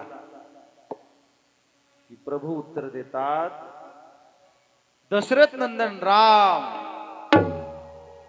दशरथ नंदन लखन, आम्ही दशरथ राजाचे पुत्र आहोत. अख्खं रामायण जरी चालून बघितलं तर अख्ख्या रामायणामध्ये स्वतः प्रभू मला, मी प्रभू आहे, मी देव आहे, मी आमका आहे, मी ढमका आहे असं कुठं सांगत नाहीत. बापाचं नाव घेऊन सांगतात दशरथ नंदन राम. आमच्याकडे काहीच नसते पण फुकटची पदवी लावून लई लागते. जगाचा मालक एवढा असताना सुद्धा अख्खं रामायण होईल पण अख्ख्या रामायणात मी देव आहे कुणाला सांगितलं? हे खरं मोठेपण आहे प्रभूचं. आणि तोच व्यक्ती मोठा असतो जो कधी स्वतःला मोठं ठरवत नाही. काही महाराज पायाजवळ येऊ देत नाही, त्याचा अर्थ ते लई मोठे, ते त्यांच्या सावलीला भितात. ओळख ही आपल्या अंतःकरणातून असली पाहिजे, ओळख ही आपल्या ज्ञानानं असली पाहिजे. आणि दशरथ नंदन राम म्हणल्या लक्षात आला रे माझा प्रभू आहे. आणि प्रभू म्हणल्या आलिंगन दिला आणि भेट झाली. आणि भेट दिल्या आज प्रभूजी म्हणतात, हनुमान मेरे लखन जैसे भी तू प्यारे लगता है हनुमान. वाक्य नीट ऐका, लक्षात ठेवा. 13 वर्ष वनवासामध्ये लखन आहे, अन्न खाल्लं नाही, झोप घेतली नाही, भावाची सेवा केली नाही. आणि इथं प्रभूजी म्हणतात हनुमंताला, लखन जिसे भी प्यारा लगता है तो हनुमान. लखन पेक्षा तू माझा जीव जास्त आहे असं म्हणल्या तुम्ही काय केलं असतं? सोडून पळून गेला असता. सोडून याला 13 वर्ष याच्या सोबत सांभाळले आणि आज असं म्हणते टायमिंगला की मेरे लखन जैसे भी प्यारा लगता है हनुमान. पण मोठ्याच्या संगतीतला माणूस मोठा असतो हे लक्षात ठेवा. मोठ्याच्या संगतीतल्या माणसाला कधी वाईट विचार येतच नसतो. संकुचित विचार करणाऱ्या माणसाला तसा विचार येतो. आमच्या शेडजीचा जर विचार केला तर कुठलंही घर असू द्या तिथं सेवा. मोठ्याच्या संगतीतली माणसं मोठे असतात, कधी छोटे नसतात. हे काम माझ्यासाठी तुच्छ आहे, हे काम माझ्यासाठी खालच्या दर्जाचं असं कधीच नसतंय. पण जे स्वतःमध्ये अहम भाव आणतात, माझ्यासारखा गोरा कुणीच नाही, माझ्यासारखा गंध कुणालाच नाही, माझ्यासारखे कपडे कुणाकडेच नाहीत, आविर्भाव आणतो, तो मोठ्याच्या संगतीत राहून सुद्धा खोटा असतो. लक्षात ठेवा. आणि त्याचा गर्व एक ना एक दिवस त्याच्या नाशाचं कारण ठरतं. पण लखनजीच्या लक्षात आलं 100% ज्या अर्थी माझा भाऊ म्हणतोय लखनजी से भी प्यारा आहे, त्या अर्थी 100% माझ्या भावाच्या वाक्यामध्ये काहीतरी अर्थ. लखनजीने थोडं गतकालामध्ये प्रवेश केला आणि लक्षात आला, अरे वा, खरंच आहे की मी शेषाचा अवतार आहे, मारुती महादेवाचा अवतार आहे, आणि महादेवाच्या गळ्यातला मी साप आहे. दागिने घालणारा मोठा की ज्यानं दागिने घातलाय तो मोठा? दागिना मोठा की दागिना घालणारा मोठा? घरी जाऊन विचार करा. दागिना मोठा की दागिना घालणारा मोठा? आता सोपं सांगतो, बोरमाळ घालणारी माय मोठी का बोरमाळ मोठी? महाराज असं सांगावं. आता संक्रांत आहे उद्या. लखनजीच्या लक्षात आलं आपण त्याच्या गळ्यातली हार माळाव ज्या अर्थी आपल्या प्रभूनं बोलले ते खरं आहे. हे महादेव आहे, महादेवाच्या गळ्यातला मी साप आहे. 100% माझ्यापेक्षा महादेव मोठा आहे. म्हणून हनुमंतराया मोठे आहेत. मग प्रभूजी माझ्या सख्याला एकदा भेटायला चला. कुठं? पर्वतावर. पर्वतावर? पर्वतावर का बरं? आणि तेवढ्या लांब आता कसं चालायचं? आम्ही चलत चलत आलो तर आम्हाला दम लागतोय. आता कसं चलत राहू? प्रभूजी चलण्याची गरज नाही, दमण्याची गरज नाही. ते पर्वतावर का राहतात? ते पर्वतावर याच्यासाठी राहतात, तिथं भेटल्याच्या नंतर कळलं. मग तोपर्यंत चलत नाही, चलत नाही. मी आहे ना. तेवढ्यात आपलं रूप धारण केलं हनुमंतीजी. ओरिजिनल रूपामध्ये आले. उजव्या खांद्यावरती प्रभूला बसवलं, डाव्या खांद्यावरती लखनजीला बसवलं आणि राम का नाम रट लिया. जय श्रीराम, जय श्रीराम, जय जय श्रीराम. उड्डाण झालं आणि एका उड्डाणामध्ये पर्वतावरती गेले. पर्वतावरती गेल्याच्या नंतर भेटीगाठी सुरू झाल्या. आता वेळ कमी पडतोय बरं का. चलू तरी गाडी जरी उशिरा सुटली असली तरी फास्ट आहे, टायमिंग मध्ये जाईल.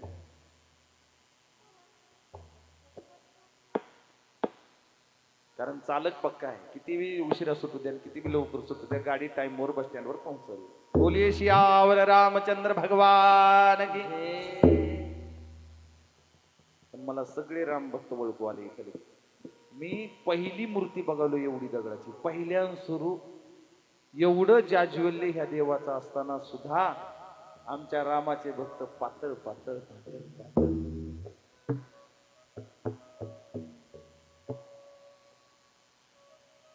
कुठच नाही, कुठच आम्ही रोज एक गाव फिरतोय. एवढी मोठी मूर्ती आणि एवढा असा भव्य दिव्य असणारा हनुमंतराया ह्या हरवाडीमध्ये आहे. तुम्ही भाग्यवान आहात. पण काही माहित नाही, जिलबीकडे आपलं लक्ष आहे.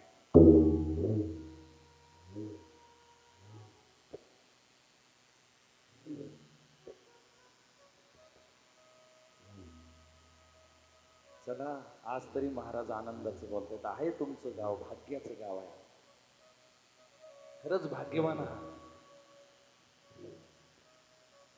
आणि मी पण भाग्यवान आहे. मी हरवाडीमध्ये आलोय.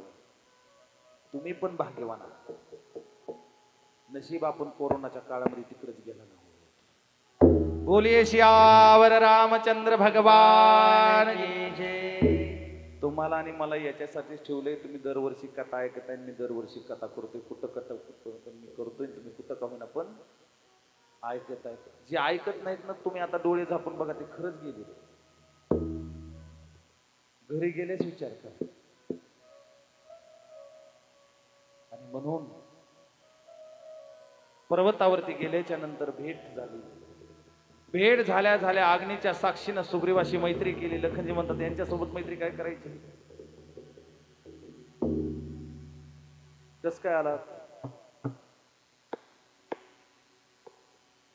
अशी माझी पत्नी असणारी सीता चोरीला गेली. प्रभू सांगतात, ते सांगतात हो रावण घेऊन जात होता. आम्ही पाहिलंय. आणि पाहिल्याच्या नंतर त्या स्त्रीनं, त्या सीतेनं कानातले कुंडल, डोक्यातले केवर आणि पायातले पैंजण एक गटुडा आमच्या पशी टाकून गेली. लखन म्हणतो हे 5 जण होते. हे 5 जण असून जर त्याला अडवू शकले नाही, ह्यांच्याशी मैत्री करायची कशाला. काय उपयोग आहे यांच्या मैत्रीचा. प्रभू म्हणतात मैत्री याच्यासाठी करायची, यांनी अडवलं नाही ही वेगळी गोष्ट असेल, पण ज्याच्याशी मैत्री माझा हनुमंतराया करतो त्याच्याशी मी मैत्री करतो. दुसरी गोष्ट ज्या आरती शबरीनं सांगितलंय की सुग्रीवाशी मैत्री कर, त्या अर्थी 100% या गोष्टीत काहीतरी असेल. मोठ्याचं बोलणं चांगल्यासाठी असते. तिने 100% आपल्याला काहीतरी सांगून गेली. म्हणून मैत्री कर, म्हणून मैत्री कर.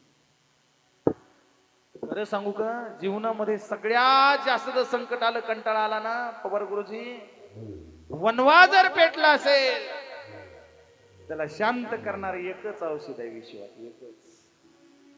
ना नवरा, ना बायको, ना पोरं, ना पोरगी, ना घर, ना दार. पवार गुरुजी फक्त एक औषध आहे. त्या औषधाचं नाव आहे मित्र.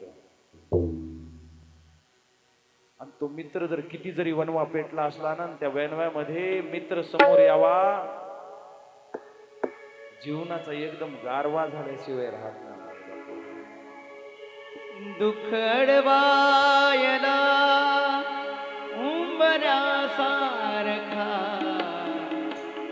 दुःख अडवायला उंबऱ्यासारखा, मित्र बनव्यामध्ये कारव्यासारखा, मित्र बनव्यामध्ये कारव्यासारखा, दुःख अडवायला उंबऱ्यासारखा, दुःख अडवायला उंबऱ्यासारखा, मित्र बनव्यामध्ये कारव्यासारखा, मित्र बनव्यामध्ये कारव्यासारखा.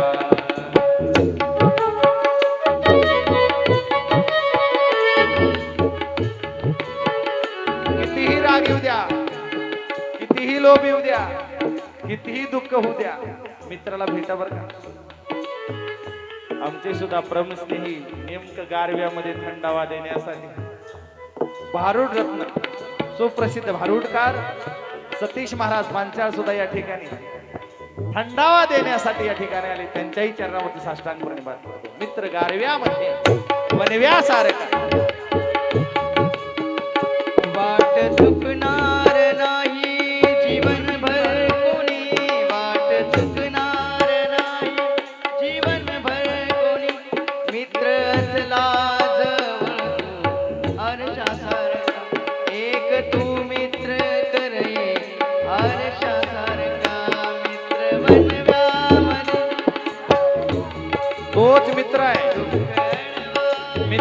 आरशासारखं काम करतो. तुझं इथं चुकतंय म्हणून सांगतो. डुप्लिकेट मित्र करू नका. मित्र करायचा असेल तर आरशासारखा मित्र करा. तशाच तसं स्वरूप दाखवणारा मित्र करा. मित्रा, तुझं इथं चुकतंय रे. तू वाईट वागितलं ना पाहिजे. तू वाईट संगतीला गेला नाही पाहिजे. जय श्रीराम, जय श्रीराम, जय श्रीराम. आणि हनुमानासारखा माणूस म्हणतोय, तुमच्यामध्ये असणारा मित्र एक आहे, तुम्ही याच्याशी मैत्री करा. अग्नीच्या साक्षीनं सुग्रीवाशी मैत्री केली आणि एकदा मैत्री घट्ट झाली पांचाळ महाराज की माणसाचं दुःख बाहेर पडतंय आपोआपच.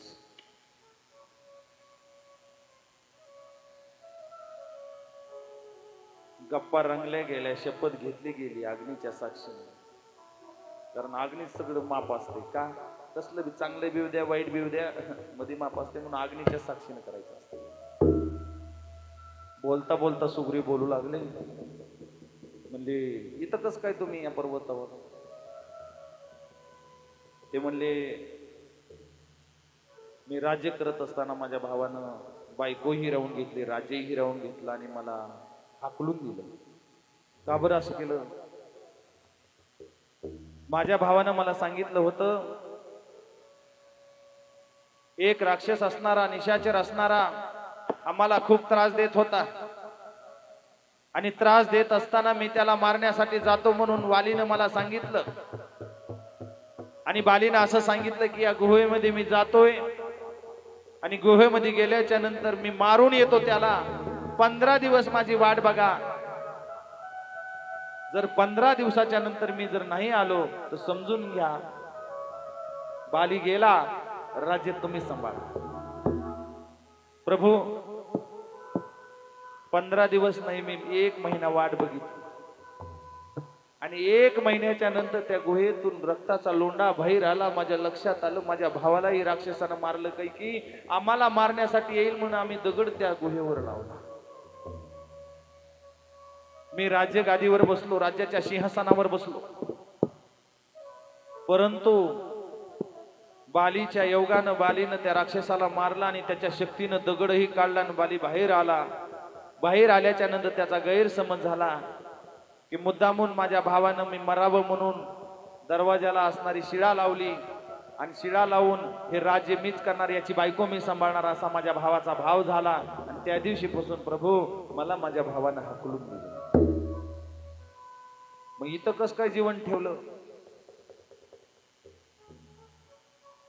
या ठिकाणी ज्या दिवशी बाली एका राक्षसासोबत युद्ध करत होता त्या दिवशी त्याचे 2 तुकडे केले आणि त्या रक्ताचा लोंढा मतंग ऋषीच्या आश्रमात यज्ञावरती गेला.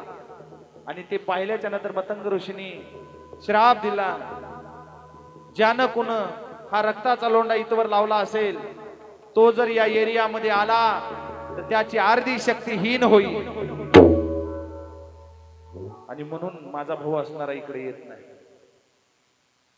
हे स्वतःच्याच गप्पा मारू लागलो सुग्रीव.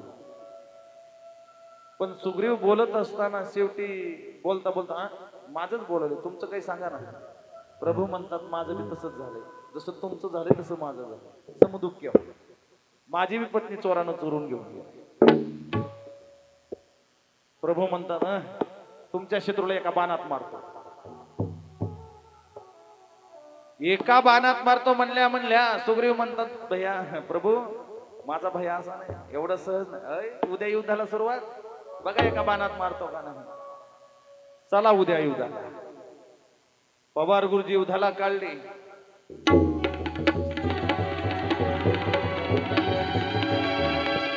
सुग्रीवाला सांगितलं बोलव बालीला बाहेर, लाव बाण.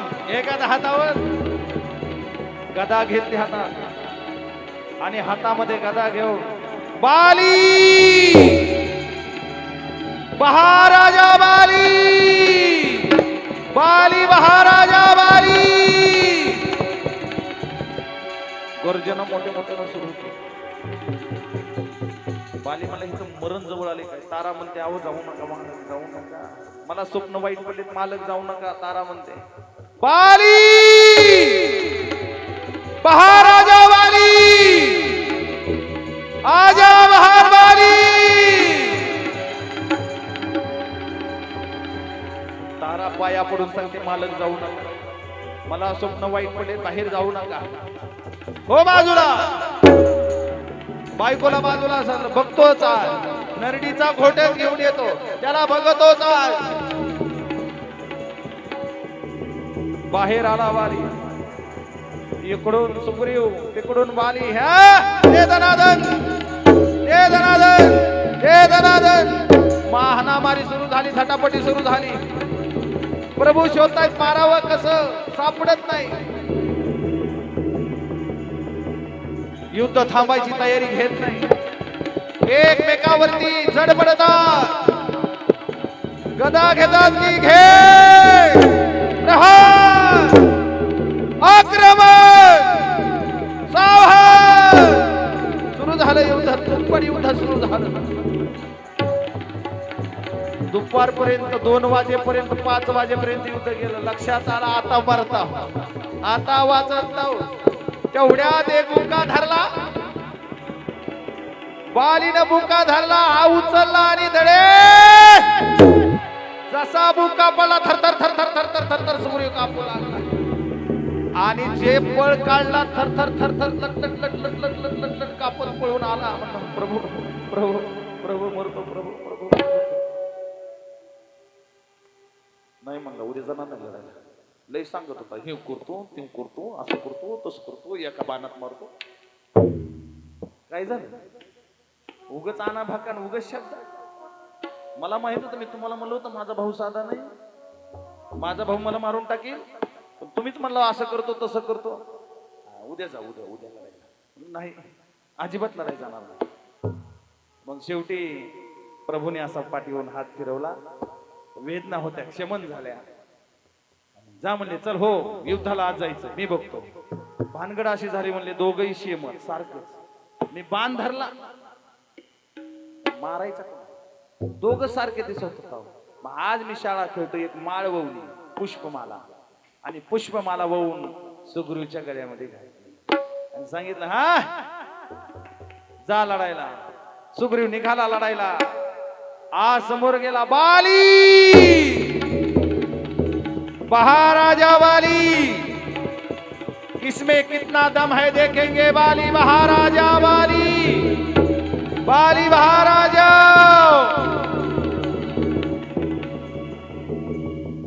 बाली म्हणतो याचं मरणच समोर आलं, याला नाही सोडित, याला मारूनच येतो. पत्नी म्हणली नका जाऊ. नाही नाही, याला सोडत नाही, आज त्यानं काही करू द्या. बाली महाराजा वाली, घर में क्यों बैठा है बाली महाराजा. आता मात्र उजव्या हातावर गदा घेतला, बाली पळतच आला. प्रहार सुरू झाला. जसा प्रहार सुरू झाला, दे दनादन गदे एकमेकाला लागू लागले. तेवढ्याच वर्म सांगितलं होतं, प्रभू माझा भाऊ असा मरत नाही. मग कसा मरतो. प्रभू 7 ताडाचे झाड एका रांगेत यावे लागतात, मात्र हे गोल झाड आहे. 7 ताडाचे झाड एका रांगात एकदा उडवले की हा मरतो. शेषाचा अवतार लक्ष्मण जवळ उभा होता. पायाचा अंता पायानं कचकन दाबला. गरगर गरगर गरगर गरगर पर्वत फिरला. 7 ताडाचे झाड समोर आले. बाण मारला, ताडाचे झाड उडवले. आणि जसे झाड उडवले तसे याची झटापट झटापट सुरू झाली. हार घातलेला होता. प्रभूने बाण धरला, सुई.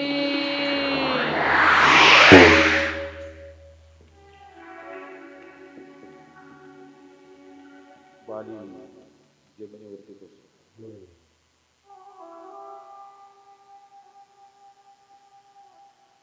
लोळत असणारा बालिका रक्ताच्या थारोळ्यात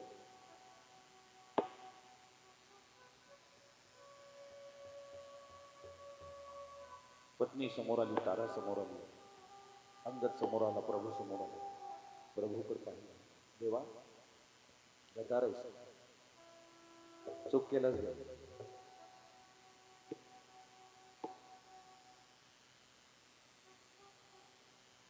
देवा चुकीले रे तू. क्षेत्रीय होतास ना तू. क्षेत्रीय तू जर क्षेत्रीय असेल ना तर तू माझ्या समोरून लढायचं पाहिजे होतं देवा. पण तू चुकीचं काम केलंस. तू असं नाही करायला पाहिजे होतं देवा.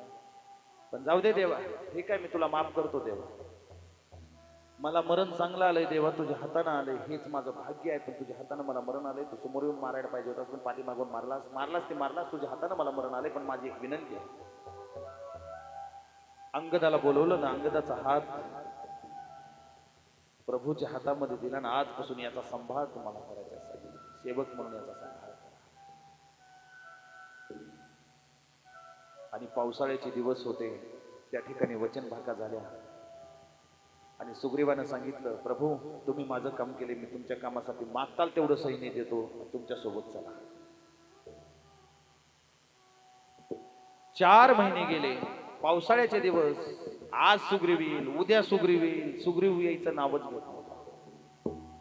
मग मात्र प्रभू लखनजीला म्हणतात, लखन देख सुग्रीव की क्या बात है. लखन देख 4 महिने झालं त्याला आठवत नाही त्यानं दिलेली आना भाका. त्याने घेतलेली शपथ आठवत नाही. बघ जाऊन एकदा. हे तर लाल भडकच झालं. भैया मी म्हणत होतो याच्यासोबत मैत्री करू नको, याच्यासोबत मैत्री करू नको. आता केला. बघ तिथे बसले ते मस्त राजीव गादीवर. त्याला आठवण आहे बायको राज्य तेच चाललंय त्याचं. इकडं तर एकदा सुद्धा पाय पडायला नाही. 4 महिने झाले. म्हणत होतो तुला मैत्री. लखन मारू नको, सावध कर. लोखंडजी बाण लावूनच निघाले. सावध कर म्हणल्या हनुमंतरायाला म्हणतात, प्रभूजी ही लखन रागीट आहे. ही नागाचा फणा आहे. काही लोक फण्याकडे बघूनच मरतील. त्याच्यासोबत जा. तर वर तर हनुमंतराया मध्ये पलंगाजवळ, सुग्रीव उठा, सुग्रीव सुग्रीव उठा, सुग्रीव. सुग्रीव उठला. आणि सुग्रीव जसा उठल्याच्या नंतर सांगितलं, काय किती दिवस झाले, 4 महिने झाले प्रभू तिकडे काय. तो वर तर हिनं बाण लावला आणि असा ताणला, सुग्रीव पहा राजा सुग्रीव. आता मग थर थर थर थर थर थर थर कापू लागला. सुग्रीव म्हणतो हनुमंतरायाला, तुम्हीच बघा आता तिकडे काय बघायचं. आता कथेमध्ये असंच आहे बरं का. जाळा, हाना, मारा, पेटवा. कालपर्यंत रडत होता, आजपासून नुसती पेटवा पेटवीन, हाना मारीन.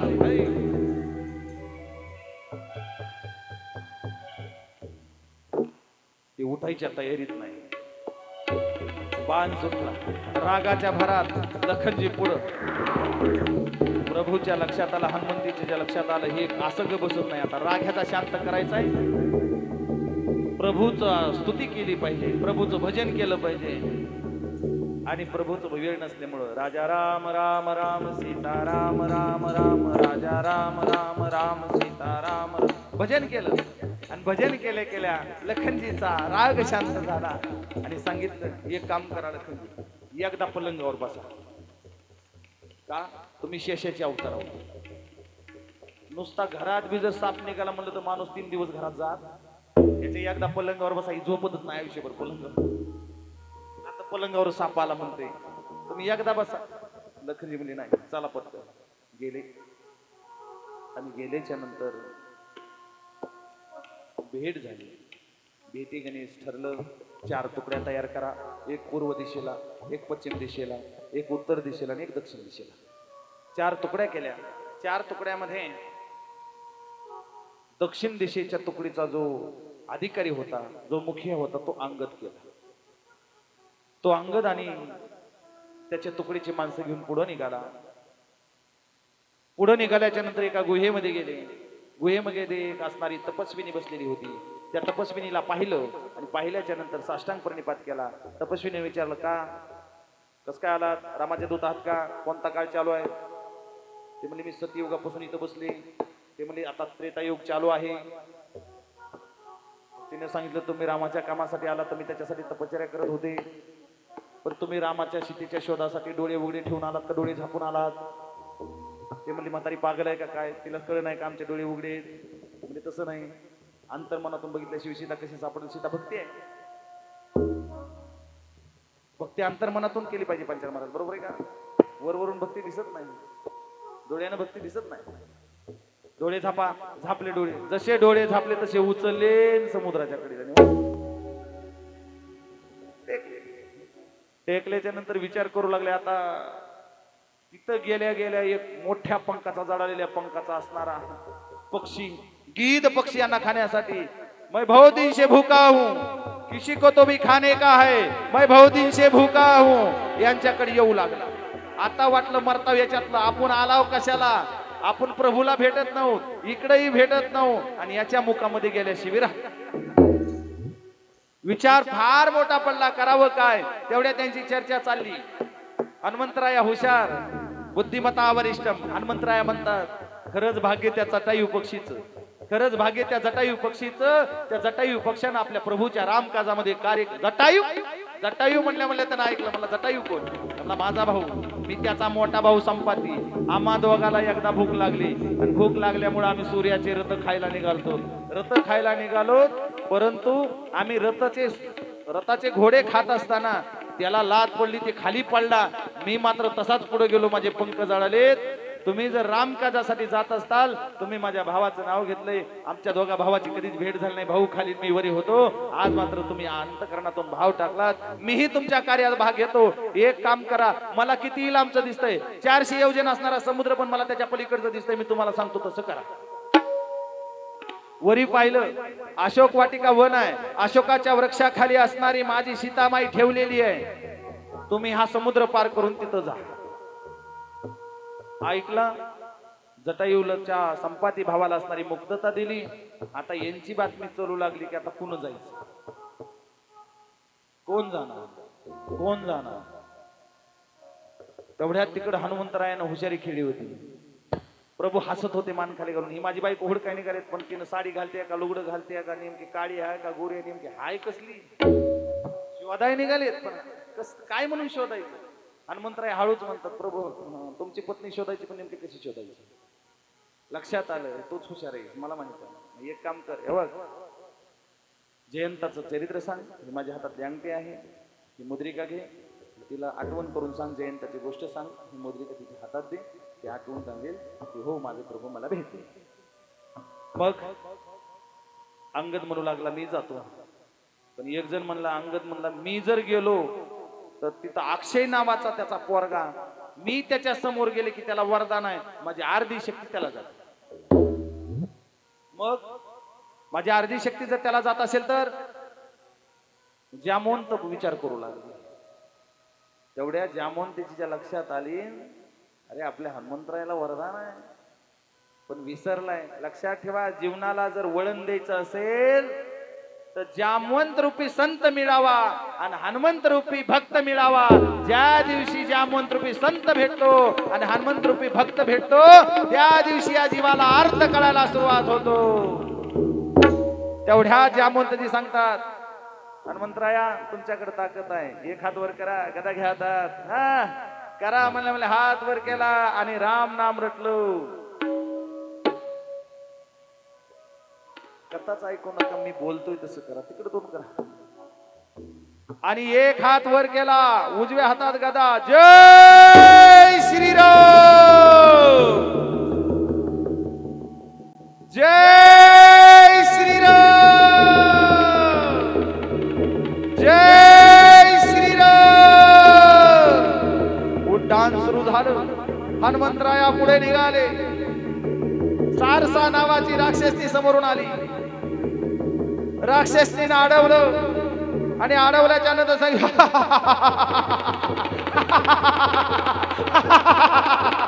भाई आप तो खाओगे, खाओ. मी तुला खाते. तिनं तोंड आ केलं, एक पट केलं की हे दुप्पट व्हायला, ही दुप्पट, ती चौपट, ती चौपट, ही आठपट. तोंड आ करू लागले, आ करू लागले, आ करू लागले. समुद्र एवढं तोंड केलं तवर हिम्मतात घुसला आणि फिरू फिरू आला मधून. सावध हो, तुझ्या तोंडात चक्रा मारून आलं हो, सावध सारसा. तिने म्हणली, प्रभू मला परीक्षेसाठीच पाठविलं होतं, जा जा पुढे जा, जा यशस्वी भव. पुढं माझे प्रभूजी हनुमंतराया निघाल्याच्या नंतर मैनाक नावाचा पर्वत, मैनाक नावाच्या पर्वतापाशी जात असताना समुद्रातला पर्वत वरी आला, बोलू लागला, राम काजासाठी जात आहे, एकदा माझ्यापाशी या. पांचाळ महाराज म्हणजे एकदा जाता जाता घरी घरी पावलं लावून जा. त्यालाही वाटलं प्रभूच्या कामासाठी निघाले, एकदा पावलं लावून जा. ते म्हणला, एक लक्षात ठेव, मी काम हातात घेत नाही, घेतलं तर केल्याशिवाय राहत नाही. मी तुला स्पर्श करतो. स्पर्श केला, मैना खाली गेला, पुढे गेल्याच्या नंतर बाबा बाबा बाबा आपल्या इकडचे एवढा कडाकोट बंदोबस्त नाही, तिकडं लई कडे पोस्ट बंदोबस्त आहे. इकडं आमचे हनुमंतराया बारीक बारीक बारीक झाले, दासाच्या रूपात हरिनारायणाचं जप करतायत. दासाच्या रूपामध्ये पाहिले, पण लंकेने तेही वळकी किती कडक असं दासाला, म्हणजे आतापर्यंत असले डास आमच्या राज्यात नव्हते, इथं एवढा डास कसं काय आहे? झाले 5 मिनिट, मापे असावी, थोडासा उशीर झाला बरं, पण लंका पेटवूनच जायचं.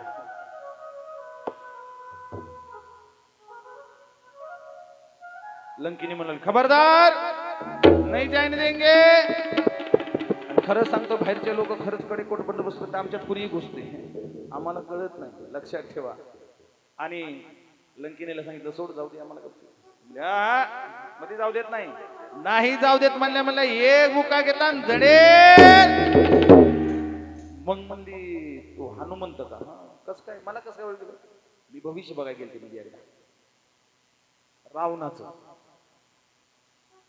रावणाचं भविष्य बघायला गेले. त्या दिवशी रावणानं मला इथं राखून ठेवतं, आणि त्या भविष्यामध्ये असं होतं की हनुमंत नावाचा प्राणी येईल, तो हनुमंत नावाचा प्राणी तुझ्या डोसक्यात एक बुक्का घालील, तुझ्या तोंडातून रक्त येईल. त्या दिवशी समजून घे, 2-4 दिवसामध्ये रावणाचा मृत्यू होईल. जा बाबा म्हणजे हे गेल्याच्या नंतर नीट गेलं, फिरलं, मंदिरच कुठं दिसा नाही याला. सगळे राक्षस, सगळे राष्ट्र एका ठिकाणी, मात्र एक मंदिरही दिसलं, घरावरती बाणाचं चित्रही दिसलं, आणि दरवाजासमोर तुळशी वृंदावन मोठं दिसलं. लक्षात आलं, रावणाच्या घरात सुद्धा, रावणाच्या राज्यात सुद्धा एखादा तरी संत असतो. पण पुन्हा शंका येऊ लागली, जर मला फसवण्यासाठी केला असेल तर ही मायावी, ही काही पण करू शकते. मग वृंदावन होतं, तुळस होती, सगळं पाहिलं, पण म्हणले नाही, असं नाही, एक काम करू, ही उठेपर्यंत बघू. जसा बिभीषण मधून उठला, आणि उठल्या जांभळे तिथं उठला नाही, टाळ्या बाजीत उठला नाही.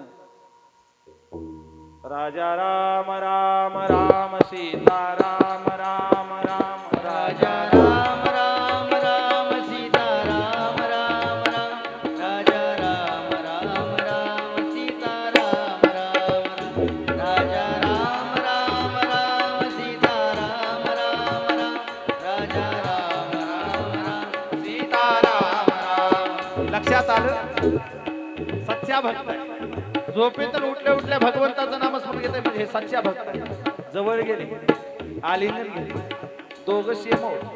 तुला बापाची ओळख नाही, मला माईची ओळख. तुला बाप माहित नाही, मला माय माहित नाही. बाप म्हणजे प्रभू तुला माहित नाही कुठे आहे, आणि सीता मला कुठे माहित नाही. दोघं सारखे होत. मी तुला बापाची भेट घालून देतो, तुम्हाला माईची भेट घालून देतो. दोघ जण आपण बंधू असो, दोघही एकाच देवाचे भक्त. आनंद, अंतःकरण शुद्ध झालं. सांगितलं, या बाजूला जा, अशोक वाटिका आहे. अशोक वाटिकेमध्ये असणारी अशोकाचा वृक्ष आहे, वृक्षाखाली सीताई साहेब आहे. त्या दिशेनं असणार वानर आमचे हनुमंतराया निघाले, आणि निघाल्याच्या नंतर दाट झाडीमध्ये बसले. सीताई साहेबाच्या वरच जाऊन बसले. जसे वरी जाऊन बसले, तेवढ्यात रावण आला, मंदोदरी सहित रावण आला. सुंदरी, ए सुंदरी, एकदा बघ माझ्याकडे, काय पडले त्याच्यात, बघ, एकदा बघ. ती प्रभूची पत्नी होती सीताई साहेब. गवताची काडी, दर्भाची काडी उचलली, समोर गेली. कुलीन स्त्री पडद्याच्या मधून बोलते, कुलीन स्त्री पदर घेऊन बोलते. कुलीन स्त्री खरी पतिव्रता पडद्याच्या आड कोणाला तरी आणते. लक्षात, समोर काढी गेली, खबरदार, आग लावी, आग लावील म्हणल्या तर तलवार उपसली माराय गेला. मंदोदरी म्हणले आह नका मारू, स्त्रीची हत्या करू नका, पाप असते. मंदोदरीने सांगितलं. मग रावणानं सांगितलं हिला त्रास द्या. राक्षसनी सगळ्या राक्षसनी येऊन त्रास देऊ लागल्या. तेवढ्या त्रिजटा असणारी भक्त असणारी राक्षसी त्या ठिकाणी सगळ्याला सांगितलं हो का बाजूला. सगळ्या राक्षसनी बाजूला झाल्या. जशा बाजूला झाल्या तेवढ्या सीताई साहेब म्हणल्या मला आता सहनविरह होत, मला जगायचं, मला मरायचं, मी नाही राहू शकत. काही गरज नाही, माझे भगवान कधी येतील की, मला कधी घेऊन जातील की. माझी एक कळकळीची विनंती आहे, इस्तो आणून दे, मी स्वतःला पिटवून घेते आणि इथंच राख रांगोळी करून.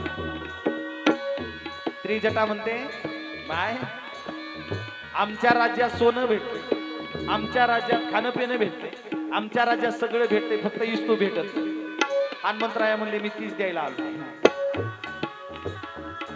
नग नग मंजूस तर इस्तो देऊन जाणार आहे, तुम्ही टेन्शनच घेऊ नका, वरी होत ऐकायला.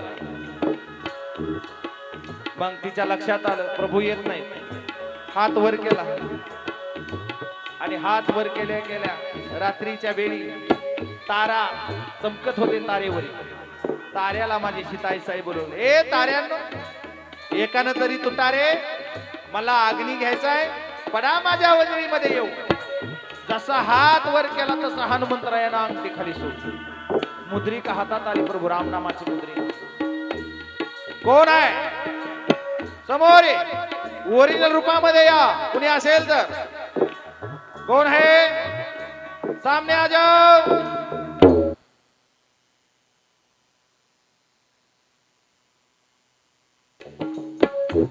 पुढे म्हणल्याच्या नंतर तिने ठरवलं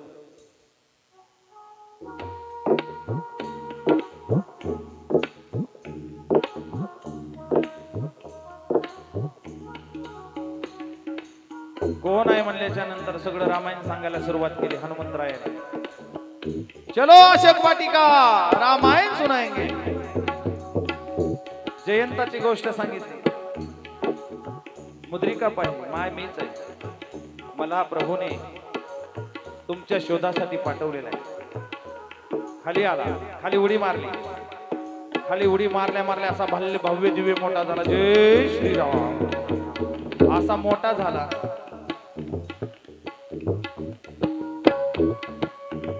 आणि मोठा झाल्या झाल्या सीताई साहेब मध्ये बारीक कुणी बघल बारीक हो,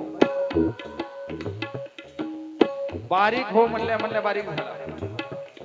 जसा बारीक झाला, बारीक होतो माय पण मला भूक लई लागली म्हणला. भूक लगे मा. जन्मले जन्मले एकदा म्हणला होता आणि इथं एकदा म्हणतोय मा भूक लगी है मुझे. जन्मल्यास माईला सांगितलं मला मुझे भूक लगी है, माईने सांगितलं पिका हुआ फल खा, पिकलेलं फळ खा. आणि या माईला म्हणतोय मुझे भूक लगी है मा, गिरा हुआ फल खा, खाली पडलेलं खा. ही माय म्हणते खाली पडलेलं खा, ती माय म्हणते पिकलेलं खा. ओके उडी मारली. आता ते अशोक वाटिका रावणाचे 33 कोटी देव बंदी खाण्यात आहे. सूर्य त्यांच्या ताब्यात आहे. फळ कसं तुटून खाली पडत, फळ शोधू लागले, फळच खाली पडलेलं नाही. माईनं तर सांगितलं खाली पडलेलं फळ. मग एकच उचल झाड की धडाडाडाडाडा हाल की आदळ उचलायचं, आदळ उचलायचं, उचलायचं. कोणते झाड उपटिले माहित आहे? जे सीतेच्या आणि हनुमंताच्या आड येतात ते झाड उपटिले, दुसरे झाड उपटिले नाही. भक्तीच्या आणि भक्ताच्या मध्ये जे आडवं येते त्याला उपटिलं पाहिजे. हिरण्यकश्यप आडवा आलता, हा उपटिला. रावण आडवा आलता, हा तिकडं कंस आलता, हा. भक्तीच्या आड येणारे मायबाप सुद्धा पार केले जातात, लक्षात ठेवा. सीता भक्ती आहे आणि हनुमंतराया भक्त आहे. मध्ये आड येणारं झाड उपटायचे की आदळायचं, उपटायचे की आदळायचं. गड्यानं मारायला सुरुवात केली. का झाड उपटताय आमचे? चोपटो सुर मारायला जेव्हा सुरुवात केली, काही मारले, काही समुद्रात फेकले. तेव्हा म्हणले बाबू तुम जो बोलेंगे हम वो करेंगे. पवार गुरुजी गोल बसविले वानर आणि वानर गोल बसवून म्हणला मी जसं म्हणतोय तसं करा. हा राजा राम राम राम सीता राम राम राम राजा राम राम राम सीता राम राम राम राजा राम राम राम सीता राम राम राम राजा राम राम राम सीता राम राम टाळकरी कुठून आणले? टाळकरी तुमचेच. सीता राम भजनाला सुरुवात झाली आणि हनुमंतराया नाचत होते आणि हनुमंतराया नाचत नाचत म्हणताय भजन एवढं सुंदर झालं. हनुमंतराया खाली बसले, डोळे झापले. जसे डोळे झापले त्या दोन वानराने पाहिलं, अरे इस बंदर ने आंखें खोली नहीं है, उसकी आंखें बंद हो गई है. डोळे झापलेत म्हणून पळत गेले. लंकेश लंकेश एक बंदर आया है, उन्होंने आपके सभी पेड़ उखाड़ डाले हैं, फल पौधे बर्बाद कर दिए हैं. अक्षय अक्षय पळतच. अक्षय समोर आला, सेना घेतली, समोर आला. अक्षय जसा समोर आला गदाचा प्रहार केला ना अक्षय खाली मारला. जसा अक्षय मारला तसे हे वानर थर थर थर थर थर गदे खाली सोडले त्यांनी. तुम बोलेंगे ना वैसा हम करेंगे. सुनो सगळे गोल झाले, बोलो राजा राम राम राम सीता राम राम राम राजा राम राम राम सीता राम राम आहा राजा राम राम राम सीता राम राम राम सीता राम राम राम राजा राम राम राम सीता राम राम राम राजा राम राम राम सीता राम राम राम राजा राम राम राम सीता राम राम. हनुमंतराया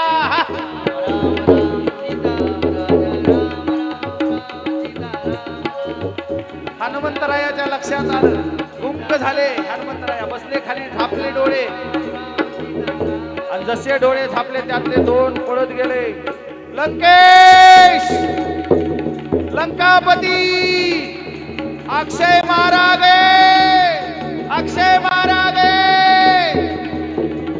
जशी बातमी कळाली तसा इंद्रजित निघाला. मैं लाऊंगा उसे, मैं मारूंगा. ऐसा कौन सा बंदर है, मैं मारूंगा उसे. इंद्रजित निघाला. इंद्रजित निघाला पण इंद्रजित समोर यायचं नाही. मायावी असण्यानं तो ढगाच्या आड मेघराज म्हणतात त्याला, मेघाच्या फळीत लपला. बहारा इंद्रजीत, रावण का बच्चा नीचे आ. येतोच नसतो. ए रावण के बच्चा आ नीचे. यायलाच तयार, बाणाचा वर्षावरून करायला. आ इंद्रजीत नीचे आ, कौन कैसा है देखेंगे. इंद्रजीत नीचे आ. गुरुजी खालीची आहे ना, लपून बसलं मध्ये त्या ढगाच्या फळीत. जसं लपून बसलं तसं म्हणलं हे असं खाली येत, त्याला खालीच आणावं. यांना कधी मारायला सुरू केली या लोक राक्षसांना.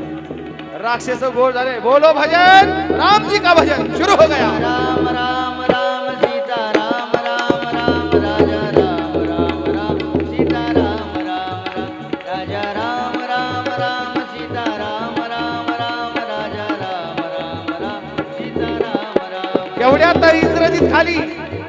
तनख्वाह मेरे बाप के लेते हो और काम दूसरों का करते हो. माझ्या बापाचं खाता दुसऱ्याचं नाव घेतो. एवढ्यात ब्रह्मास्त्र आणलं इंद्रजितानं समोर आणि ब्रह्मास्त्राचा अपमान होऊ नये म्हणून हात जोडले माझ्या प्रभू हनुमंतरायाचे आणि ब्रह्मास्त्र टाकलं गेलं. बसलेले हनुमंतराया ब्रह्मास्त्र टाकलं की धरलं उचलून. फक्त अपमान होऊ नये म्हणून लक्षात ठेवा. आणि उचलून तशाच पद्धतीनं रावणाच्या दरबारामध्ये नेलं. जसे डोळे उघडले तसे हे राम राम राम राजा राम राम राम सीता गेले घाबरून. राम राजा राम राम राम सीता राम राम. बंद करो. कौन है बंदर. हनुमंत बंदर. क्यों लाया. मेरे मालिक का काम के लिए आया है. पेड़ क्यों उखाड़े. बंदर का काम ही होगी. फल क्यों तोड़े? भूख लगी थी. झाड का उपटीलास? वानराचं काम होतं. फळ का खाल्लास? भूक लागली होती. इनको क्यों मारा? उन्होंने मुझे मारा. इसके वास्ते मारा. हे एवढ्या सांगितलं. ब्रह्मपास असल्यामुळे ब्रह्मपास बाजूला गेला. तो ऐसा नहीं मानेगा. बंदर की मजा देखने की है. हाँ हाँ हाँ प्रभु, बंदर की मजा देखनी. कैसे? उसकी पूंछ की त्याच्या शेपटीला पेटवून टाकू. मग ती शेपटी पेटवण्याचं जे समोर येईल ते म्हणा आमच्या शेपटीला पेटवायला सुद्धा अधिकारी लागतात. माझी शेपटीच ती त्वरित ती तू टेन्शन घेऊ नको. आण फक्त तुझ्या राज्यातले काय चिंध्यात सांगते आणायचे. वाईट वाईट सगळे विचार आण आज जाळून टाकायचे आपल्याला गावातले. वाईट विचार जेवढे आजपर्यंत डोक्यात होते तेवढे इथं टाकून जाऊ. आज जाळून टाकू आपण. सगळ्या चिंध्या आणल्या. गुंडाळ गुंडाळ गोंडा घेऊन गेलो तोंडापासून रावणाच्या. जसा गोंडा निघाला रॉकेल वरत म्हणला हा तुम्हालाच मानाय मला पेट. जसा पीठ विलान पेटल्या पेटल्या पहिला झपका डाव्या गाला, दुसरा उजव्या गाला. बिना वारकाची दाढी रावणाची जाळून टाकली. रावणाची दाढी जाळी साधा नाही. आणि जे पळायला सुरुवात केली इकडून तिकडं तिकडून इकडं इकडून तिकडं लंका सगळीकडे पेट घेतला लंकेनं. लंका पेटू लागली. पण एक घर सुटलं त्यामध्ये. बिभीषणाचं घर सोडून पेटवलं. का? पहिले भाऊ भावाचं घर जाळीत नव्हते, आताचे जाळतेच. पहिले मात्र भावाचं घर राहू देत होते, बाकीचे घर जाळीत होते. पण भावाचं भाऊ घर जाळीत नव्हता. आताचे भाऊ भावाचं घर जाळतात. मात्र बिभीषणाने भावाचं घर जाळलं नाही. बिभीषणानं भावाचं घर सोडलं, जाळली सगळीच लंका. गया माकड गया माकड गया गया गया गया. तर इजविलन इजवून सीताई सोबत आले. मा मला भीती वाटली. तू पेटली नाही. एवढ्या ज्वाळा पाहून मला वाटलं होतं. बघा आई काय म्हणते मा, अरे हनुमंता बाळा एवढी लंका जाळीस तर तुझ्या शेपटाला त्यानं आग लागू दिली नाही. मी तर त्याची पत्नी आहे, मला कशी आग. उड्डाण घेतलं. मग तिनं सांगितलं चुडामणी लेके जा और लखन जी का दर्शन. लक्षात येईल मी सीतेला भेटले. उड्डाण घेतलं आणि उड्डाण घेऊन त्या ठिकाणी चला प्रभूजीकडे निघाले. प्रभूजीकडे चुडामणी हातात घेतलेला आहे आणि लखनजीच्या भेटेसाठी प्रभू. तोपर्यंत कथा या ठिकाणी विराम होते. या ठिकाणी हरे नमः हरे नमः.